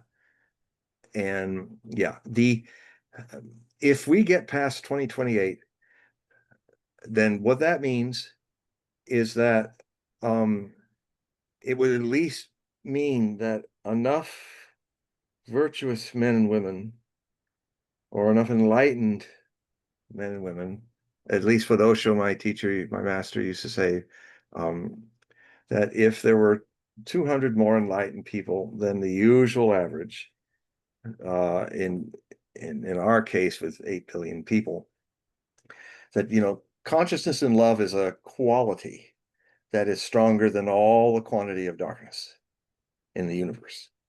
So it doesn't need a lot of converts, very few, handful, but it takes a lot to get a handful because everybody has to transform one individual at a time. And so, well, of course, in our media savvy world, you could bring that message out to millions, and a lot of those lonely individuals will be realizing, oh, that's a message for me to light my candle and anybody else, so there's, in this time of troubles, there's also a lot more access to this information, and possibly to make people aware of these things. And like saying to as many as I can that the quality of your consciousness and love can be brighter than, and not snuffed out by all the darkness in the world. And there is the human race, as I see it, has reached a point, a critical mass, where it must evolve or start all over again, or go way, way back and start to get here again. It's the classroom Earth is moving to a new school. And if you don't graduate, you don't get to go to the new school, because it's going to be higher vibratory stuff. And I think if I've been saying, and I'm hopeful, because we've already passed through several Cuban Missile Crisis moments I was in the Cuban Missile Crisis. It changed my life. And I mean, like I was saying about what Biden was doing at the end of his presidency, he literally, the Russians told him, well, what you're doing is you're firing missiles in Ukraine that your American officers are guiding to hit Russian targets. That means we're at war with you. That's what Putin and Lavrov were telling him. He's just like, ugh. That really came close. Closer than anything. And it will never be known, fortunately. But maybe we have to come closer that everybody knows it. Maybe by the good side and the alchemy of this threat is it needs to be something that really scares the crap out of people to wake up. Because Cuban Missile Crisis did it somewhat. But people kind of didn't know how bad it got. Orders of magnitude more dangerous than the Cuban Missile Crisis was what happened in October through January of recent history. The Ukrainian missile crisis happened. And it's by the grace of Vladimir Putin and the Russians and their stoic calmness, their Christian orthodoxy, maybe even. One thing that I like about Christian orthodoxy, it seems like Russian Orthodoxy, Christians seem to be closer to the original ideas of early apostles and stuff. And that's why they left the Catholic Church. Catholics started to invent new things that weren't in it. And the way the Orthodox Christians saying, being Orthodox, was, no, we're not supposed to change it. It doesn't care how many million years go by. We don't change this because this is what the master left. I like that.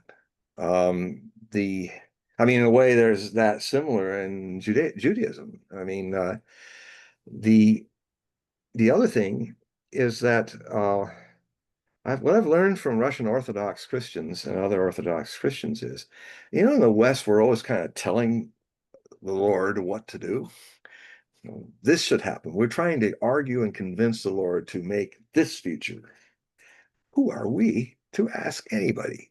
That's what the Christian Orthodox says. The Christian Orthodox says the best thing I can do is learn best from the life of Christ how to live as Christ lived and bear witness to that. I'm not going to even ask God what kind of future to make or not. And there's more of that humility of like in Islam, inshallah, God willing.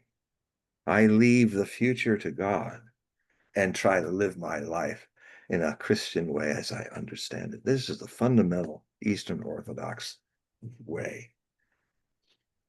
And it's interesting that really Eastern Orthodox is not suffering all the hierarchy of Western Christianity, Catholic Church and all that. It's kind of disorganized, just like the early communities of Christendom. It's like, yeah, we're associated and all that, and we kind of do the same thing, but it's not like you have some pope saying, you will do this and that, No, it's very loose. Just like it was when Jesus walked the earth and the first fathers and mothers of Christendom were working in their sadhana. So yes, 2027, 2028 is the climax of this darkness, this auto-suicidal tendency of the collective unconscious humanity to basically are so unconsciously burdened with life that they rather find some excuse to wipe it out. Or they might sit back and think that the new Jerusalem is going to come out of the sky. Or they might, take inshallah to another unconscious level. It's you have to be in. It's like this wonderful scene in where one of my favorite Muslim characters, even since I was a kid, was Salahuddin. I even got to hear his name properly, and now it's not Saladin. Let's have some Saladin, and they made some eggs. In Kingdom of Heaven, Ridley Scott's unknown masterpiece, unless you've seen the director's cut. Otherwise, it's not, it's a wonderful thing. It looked like it never earned a lot of what it did, but all that earning scenes are there. He put them back in. He added in the contract. Okay, if we, at least I get to do my director's cut. So I can have you cut the shit out of this, but you have to, give the correct director's cut. So, um, and I watched it and it's wonderful. I loved it when it was a mess, but it's really beautiful. And it's a really beautiful look at what's good and bad about Christians, but not good and bad about Islam and Christianity and Judaism and all that. It has wonderful moments. And so anyway, the Caliph was played by this great Mexican actor, but he looks absolutely like a young Caliph, the Pope of Sunni Islam, and he's saying maybe we should get a new king, to Suleiman, or to Salahuddin. And he says, he said, how was, and this actor, he looks like some Kurdistani guy. He looks amazing. And he says, what was happening before I was here to be king? Is it not God's will that someone came who understood that armies must follow the water and not go across deserts and be lost? Who could else it have been but Allah, who created me to think that way and make it happen? So, and Caliph couldn't answer that really. But then he came up close, and the innocence of his heart, he kind of shamed by what he said, but he said, you promised you'd take Jerusalem. He's almost crying. It's like, and then he said, don't forget. And then got on his horse and left. It's quite a scene.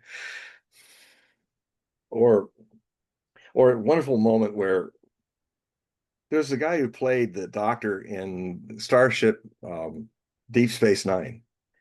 And I never knew what a great actor he was until I saw him play this Muslim disciple of Salahuddin. I didn't even recognize him at first, and it was just so perfectly done. I love to hug him when I ever met him. It was wonderful. And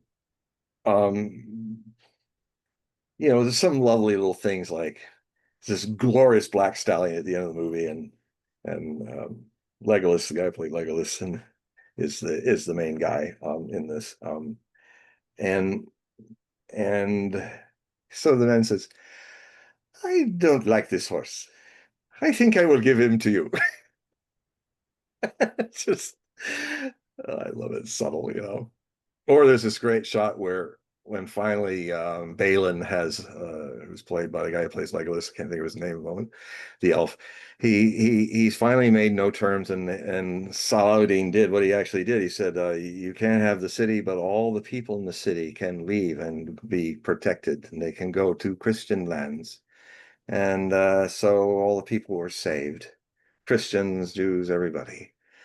And then suddenly Balin looks at him and says, was it worth it? Is Jerusalem worth it? What does it mean? What does Jerusalem mean? And then he turns around, Salahuddin, he turns around and he goes, nothing. And then he walks a little further and goes, everything. And Balin smiles. It's a great movie. If you haven't seen it, especially with all the scenes in it. Ava Green's fantastic in it. She's always fantastic in whatever she does. She's my favorite Bond girl. And that's saying something, because I also like Honor Blackman and Goldfinger and Diana Rigg and Her Majesty's Secret Service. Those are the three graces. So any other questions or? No, we did have someone that wanted to ask a question with the mic, but they logged off, unfortunately. What? Oh, did they say what the question was? No, they didn't type it in. They just wanted the mic, and they were going to ask it live, but they left already. Ah. So, why don't we remind the audience on how they can support your work by going to the website? Just a reminder, in the description of this video and all the videos I do with John, you can click the links and that will take you to his website. But John, if you can describe how they can help support your work. Yes, as I've been talking a lot and showing some things in some excerpts, I am putting together a massive, epic, one of my best Hogue prophecy reports. The most difficult literary children to raise often become the best literary children. This has been tough, this one, but I'm very proud of it, and it covers a whole lot of surprising, unusual things. And the way I can keep doing this is that I need some of you to become subscribers. In the alternative media, this is how we don't have the millions of dollars of the networks and things to play with and waste. All of us that are in the free press, the alternative media, rely solely on your generosity and your ability to give in whatever way you can. And the way I've set it up is that if you go to hogueprophecy.com, HOGUEPROPHECY.com, you will see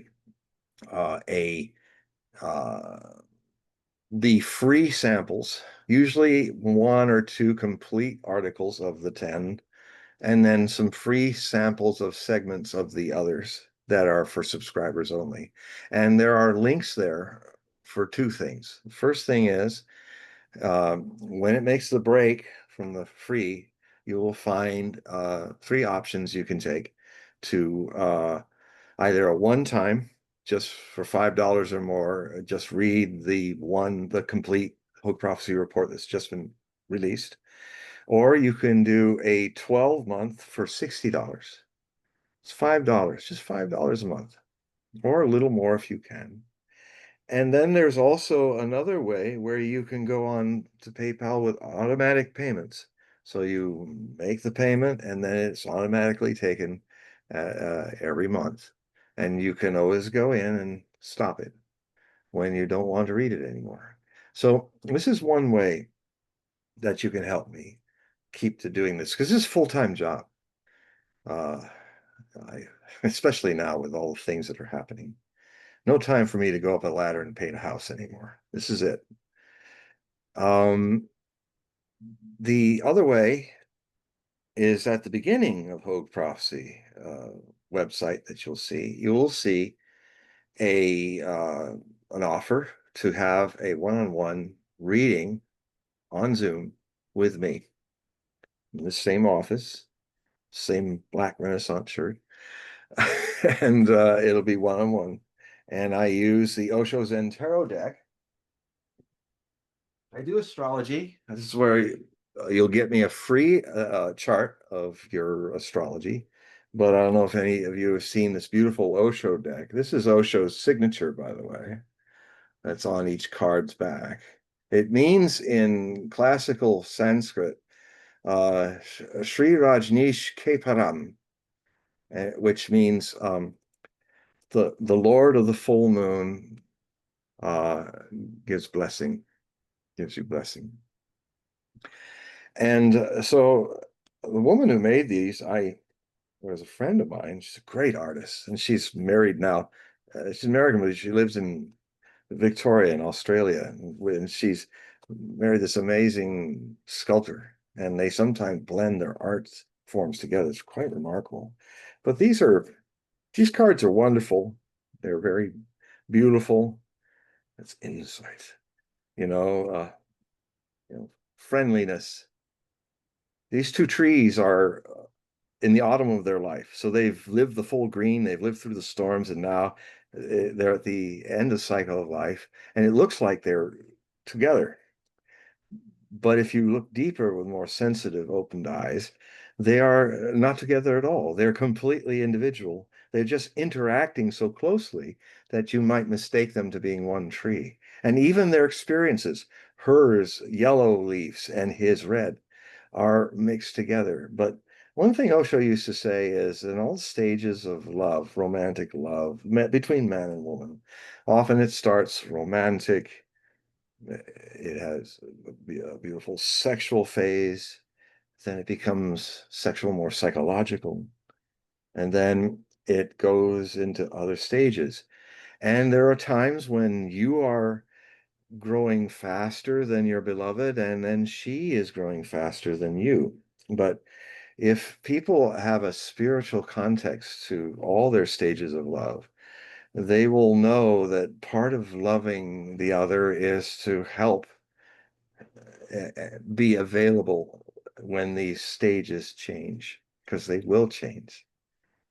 And the way that often happens is Osho used to cite the beautiful poem by Khalil Gibran in The Prophet about aloneness, the lovers having to be alone, that lovers should be two pillars, that this attempt to try to get too close, leave your aloneness unbelittled. You know, it's two alonenesses meeting.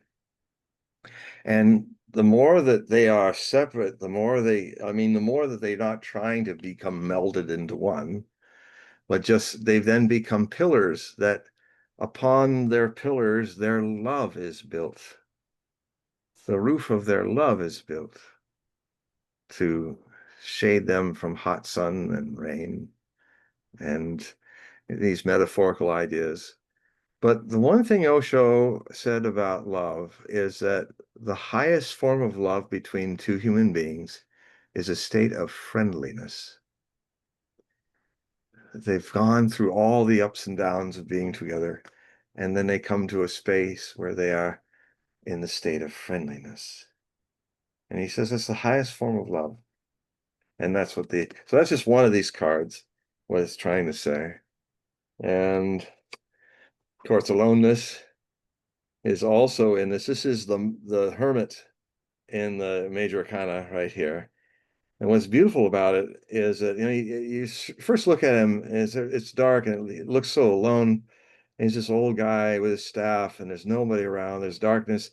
But notice how the whole sky is inside him lighting his way.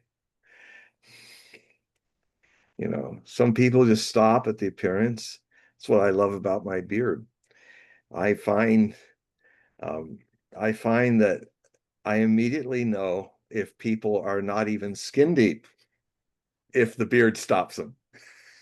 And I go, wow, you're even more shallow. You can't even deal with my skin. You stop at my beard, you know. So, and then you really immediately get people who just take you for what's inside you, not to the way you look. So yeah, so those are some examples. So you can do a reading with me. Just what you do is there's an email link. All you need to do is type Hogue reading, Hogue reading, or just reading. But it's better to put Hogue because I get hundreds of emails.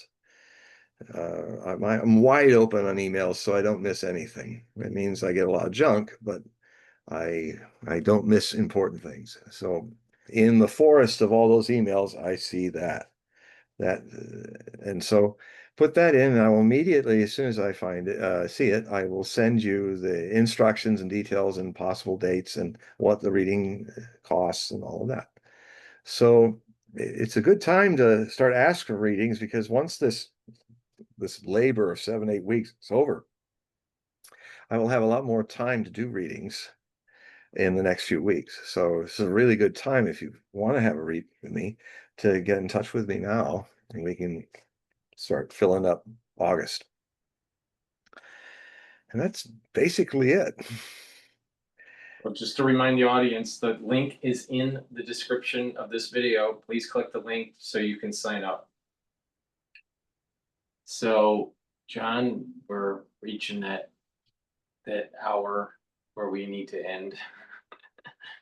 Yeah, I thought it was going a bit too early, but that last little bit got us right up there. 2 minutes left. We actually have 2 minutes left. You want to take the individual that wanted the mic called back in? Oh, take the excellent. All right, so I'm so glad. Bari, I'll give you the mic here.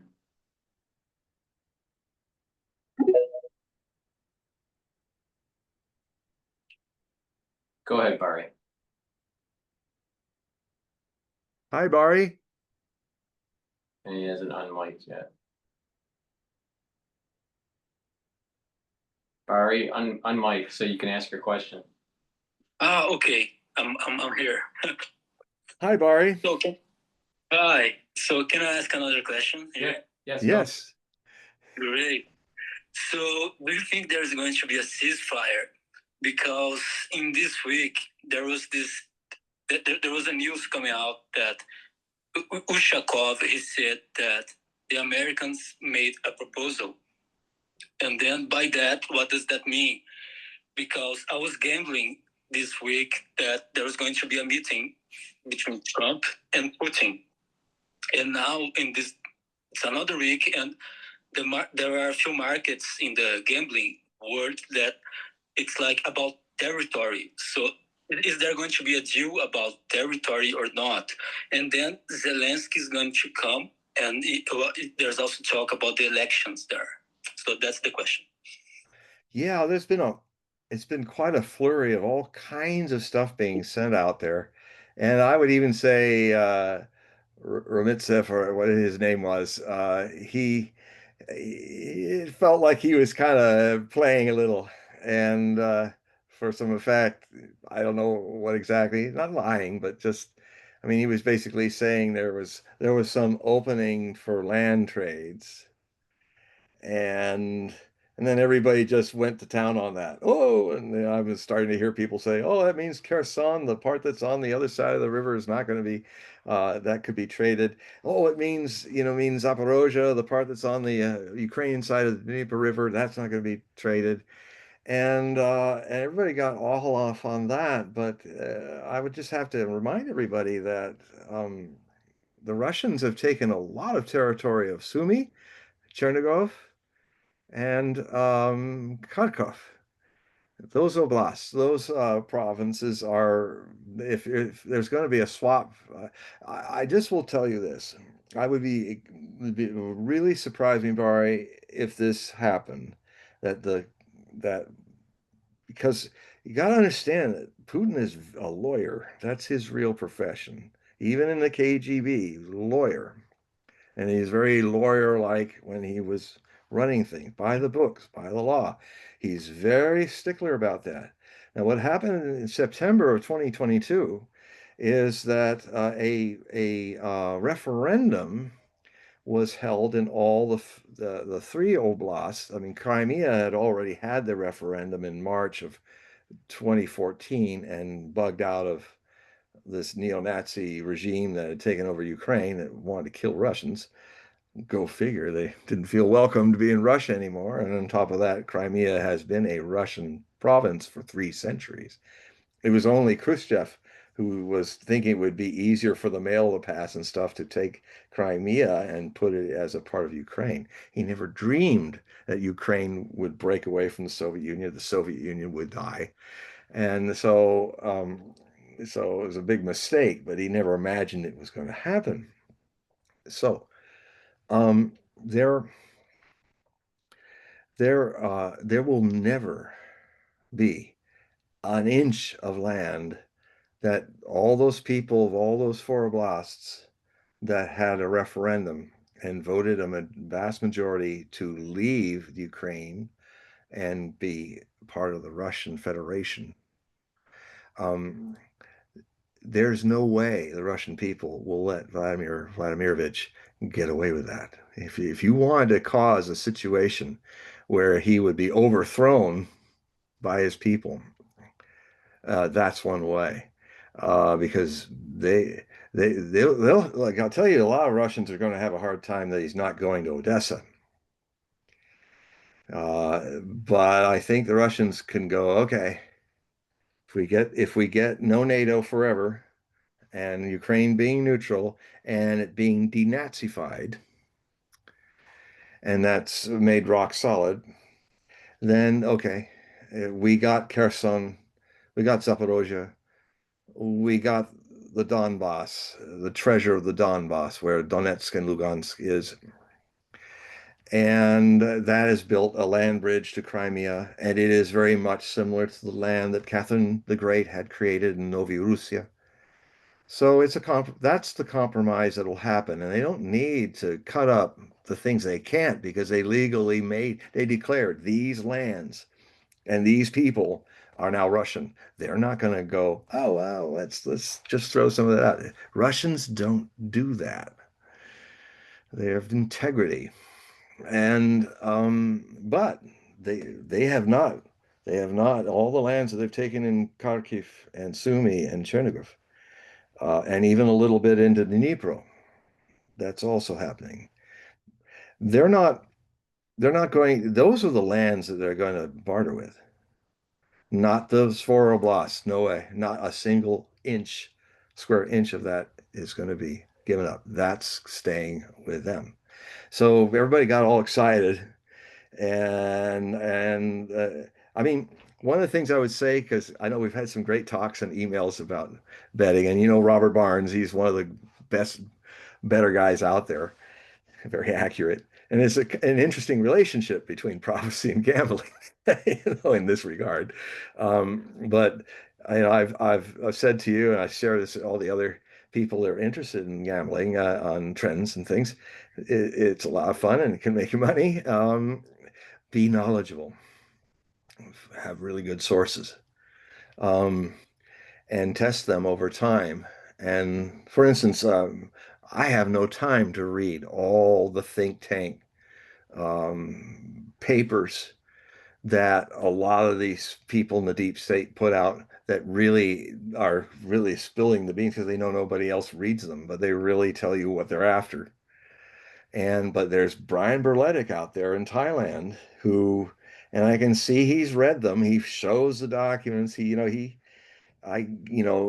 you're an executive of a lot of knowledge, which is what you would be in gambling as well, you're like the president. You've got to be like Reagan, and beyond the politics, what you got to do that Reagan was really good at is have an instinct, knowing when you've got really good people who will bear the burden of a lot of the details that you as an executive should not have to waste your time with, but you've got to have that skill to know that you've got a Schultz as Secretary of State. You've got a Reagan as head of the cabinet, are really good people.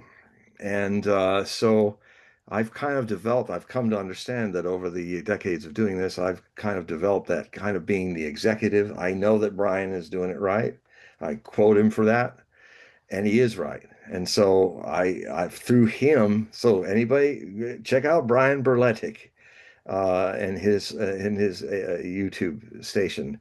He's really good at this, and there's not a lot of people who are reading all those think tank, the neocon tanks and all the other tanks. He's reading them all, and unfortunately, he's very pessimistic. He doesn't want to be, but he's very pessimistic about what's going to happen, and yet he thinks it's not going to be. This is not going to go anywhere. What's going on?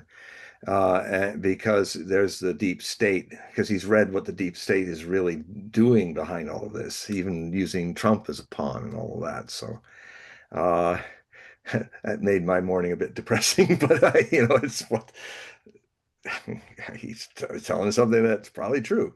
And even my Greek contacts, Alexander Makuris and Alex Christoforou. Alexander doesn't he thinks that Trump will revert back to his habit of he'll really want to be open to the good and new stuff, but he seems to be, even as he's getting older, more so he goes back to what's comfortable, manipulative, and ordinary for him, and something he's no. So he'll always go back to Lindsey Graham, Great Ham. Who was really a disgusting man, but you know, he's sometimes you're Pinocchio and the fox is taking you down into sin and wrong and all that as you're kind of blindly innocent Pinocchio. And sometimes I think Trump is like Pinocchio, and you're going down with these denizens of lower lives and stuff. Um, Sometimes I think Trump is sometimes the fox, and then he becomes Pinocchio. he just he's the fox, and then suddenly, yes, come with me. A wonderful thing that why diddly dee, an actor's life is for me. And then he suddenly goes, I I have no strings to hold me up. It's it's a he's a unique man, Trump. Unique in a lot of wonderful and a lot of terrible ways. I don't think we'll ever have a president like him again. No, and we may not survive a president like this. Well, that might be true, but I mean, Yeah. if we do I survive, mean, as we were saying about 2027, 20, I mean, actually, in those, towards the end of his astrology, if he survives all of this, he had some really good astrology by the time he's in 20, his last year. So maybe it all works out. Maybe he gets the bejesus scared out of him as much as everybody else will. Because I mean, I really think after 2027, we're probably uh, that'll be the end of that kind of excitement for a while. Because if we don't make it through that, there's not going to be the other excitement. well, a lot of the scholars are saying that the next big war, will be 12 minutes, but no one really defines what that means. 12 mil? 12 minutes. The next big Oh, war, world war, will be 12 minutes, according to the biblical scholars. well, Nuclear. No one knows if that means nuclear or if it means. well, I can tell you because I have the book and it's really the go-to book to read. Everybody should read this book by this lady. Oh, Anne. Yeah. Yeah. Angie. And she says that from start, what she brings out a lot is how at a certain point, because they've all set it all up and, with all armed and ready to go, that there comes a point very early in a crisis where the machinery takes over Mhm. and it just doesn't, it just starts and goes. And whether we said stop, and it takes 72 minutes, I believe. I believe she said. So I had 84 or 72 minutes from beginning to end, a full-scale thermonuclear war. I've listened to her a lot. I haven't actually read this book, to be honest. I won't pick up a golf ball out of my pocket.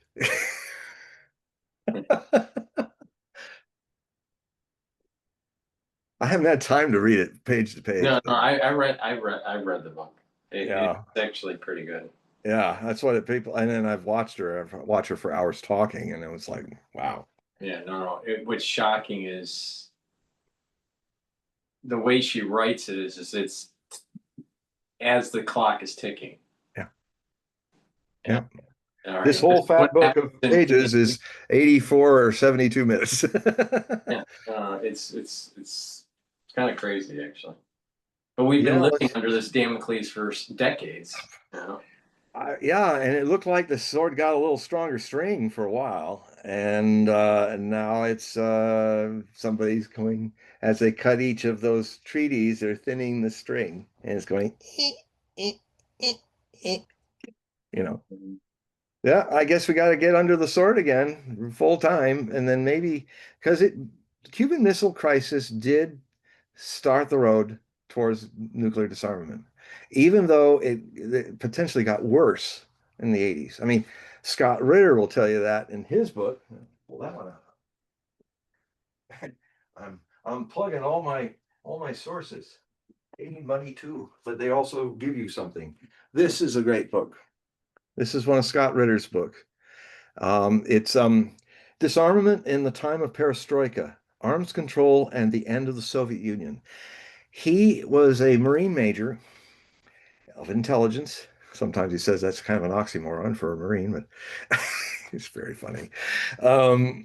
And he said, he ended up when the INF treaty, we're coming exactly back to the same place, and it's beyond dangerous, and it's even more dangerous than a lot of people know, is intermediate missiles. Back in the late 80s, the Pershing 1, 2, and 3, and the SS-20 and 21, I believe, on the Russian side, were basically intermediate range missiles. I think it was at least 1,600 of them all on the west, all in the Germany and on the edges of Russia, and they were so fast and short ranged that there was no time. If somebody made a mistake and fired one, there was 4 minutes. I mean, this is the key why Russia is ready to go to war to the end in Ukraine, because if NATO takes over Ukraine, they will place their missiles so close to Moscow that they won't even need the dead hand. As soon as they fly, there's not enough. And if while the heads of Russia are still alive in a few minutes, they'll push the button because they don't have time to know if it was a mistake or not, and they'll launch everything. So this is so insane that if fine, that's why we had millions of people demonstrating in London and all over the world. It was really people woke up. They're saying, "My God." And then they'd already seen the day after and threads, and which also helped people become aware of it. And they were made afraid of it, and that's good. Sometimes it's good to be afraid.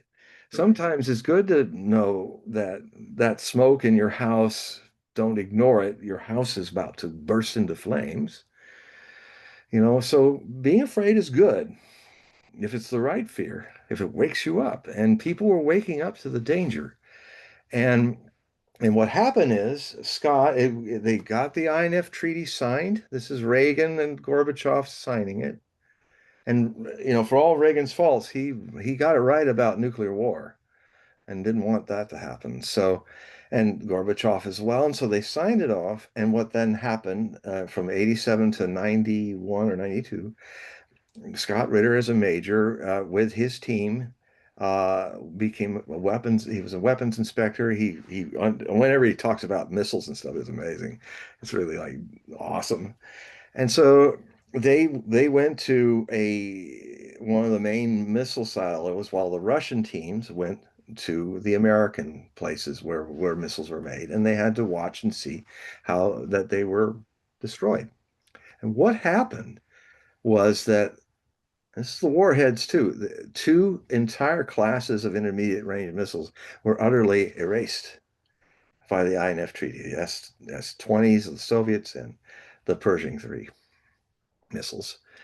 Now, Donald Trump in 2018, one day has a marvelous brain fart and says, I'm going to rip up the INF Treaty. And because he was told, he didn't say, well, you better verify this. They said that, that one of the missiles, the Iskanders that the Russians had, they said was not following the doctrine of what they should do. And then the Russians said, hey, no, come, as according to the treaty, come with your teams, check it out. Putin said, come and see. We're not doing that. You can search anything because that's part of the treaty. He's a legal guy, he really is. And they said, no. And that just showed me that they didn't have anything. They were making it up because in Scott Ritter's time, they would have checked it. As Reagan famously said, trust, but verify. We don't have leaders that do that anymore. There are people who could lead like that, but they don't become leaders in this world. But anyway, so anyway, he goes in very great detail about how all that was done, and it's pertinent to our time because um,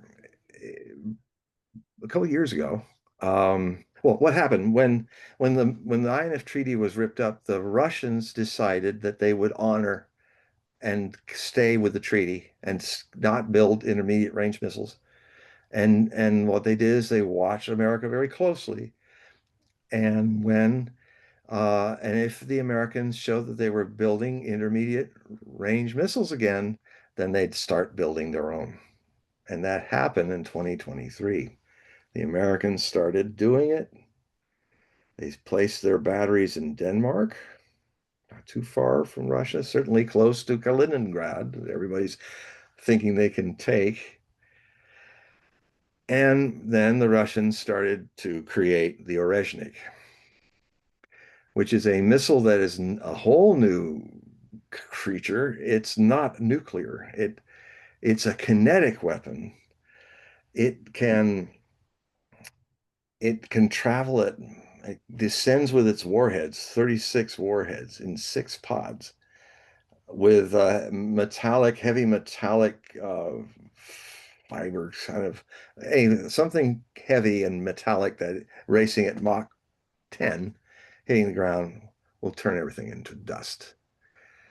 And there was this huge factory, one of the largest buildings in the world.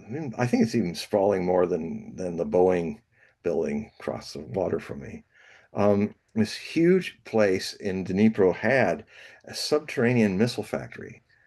So what the Oreshnik did is they flew it off from near Astrakhan, and within a few minutes, hypersonic, it came down, it released its cone, and then there's these 30, like hazelnuts. They're like ganglia. That's why they call it the Oreshnik is hazel, as in hazelnuts.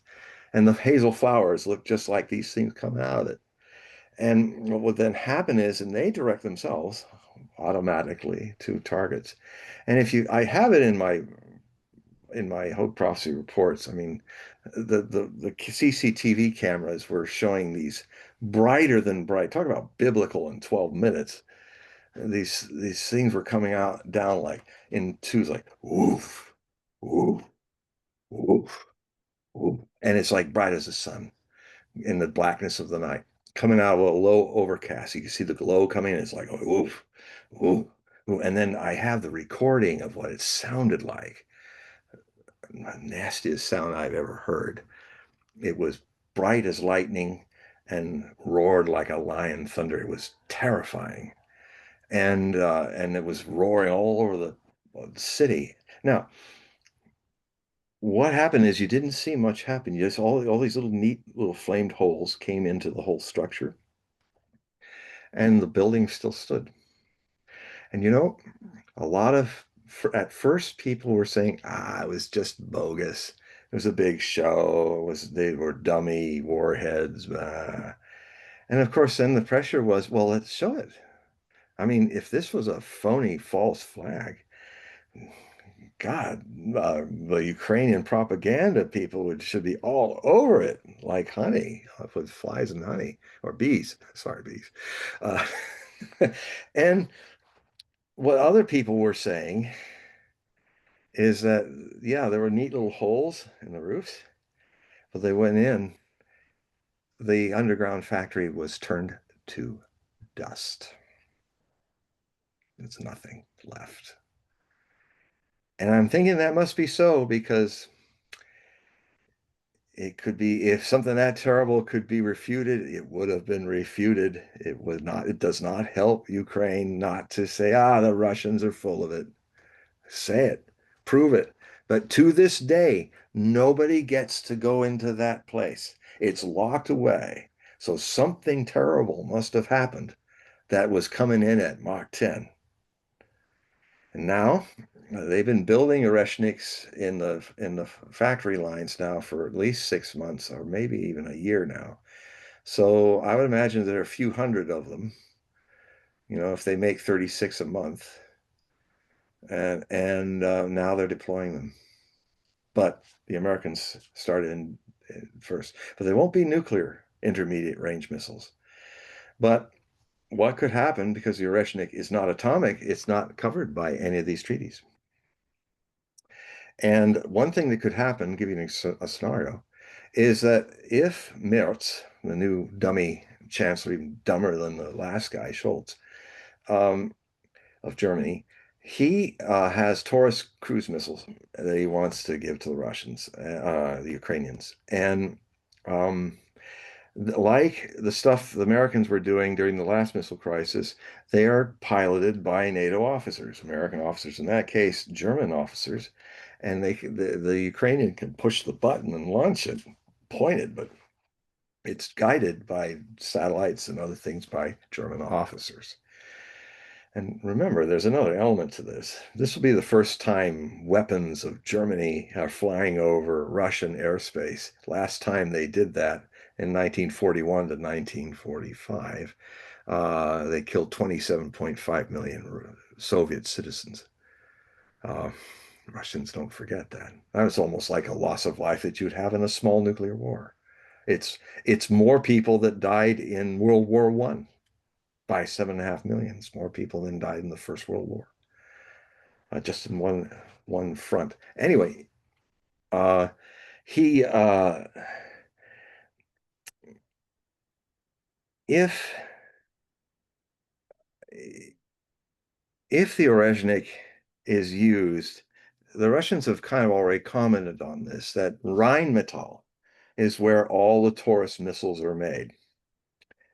So they know where the command center is of the Germans. They'll either drop a Orezhnik on that and turn it into dust, or they will announce when we're going to strike the Rheinmetall, where you make these monstrous things, and that are hitting our country. And it's not the Ukrainians, it's you, and you're the Germans, and they're going to and they'll basically probably say, okay, in another few hours or a few 20 minutes, get everybody out of that factory. Immediately, it's going to be reduced to dust before your eyes, and Oreshnik with its weird glow like a jellyfish, as the doesn't burn rocketry doesn't burn in zero in the void, so it's the gas that's coming out is reflecting the sun in the most kind of like a man of war, some jellyfish going over the sky. Is quite apocalyptic. So even as it's coming, it's like, oh man, it's going like right across the whole sky like that. So it's going at Mach 10. And the people of Stuttgart will see it coming. The cameras will be on, the world will be watching as it obliterates this massive factory and turns it into dust.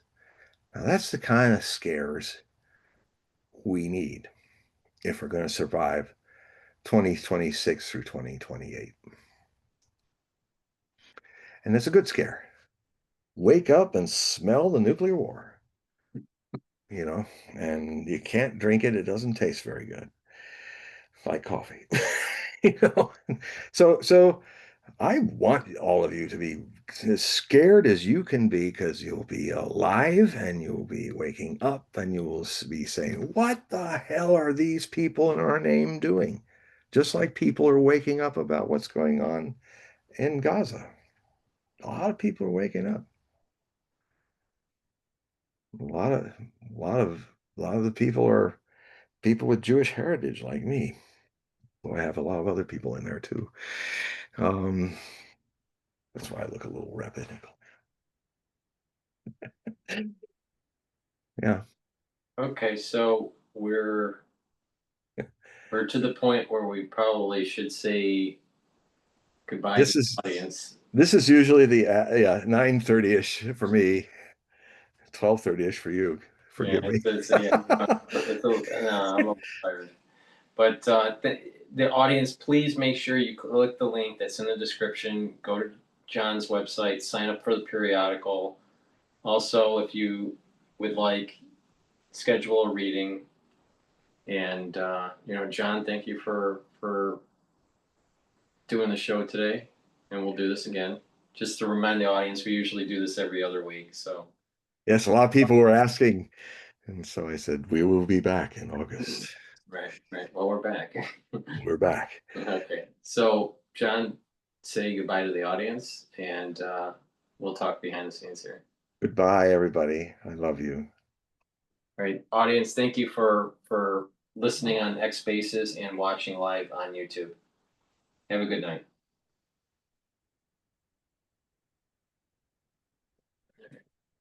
John, just stay there while I shut the thing down here.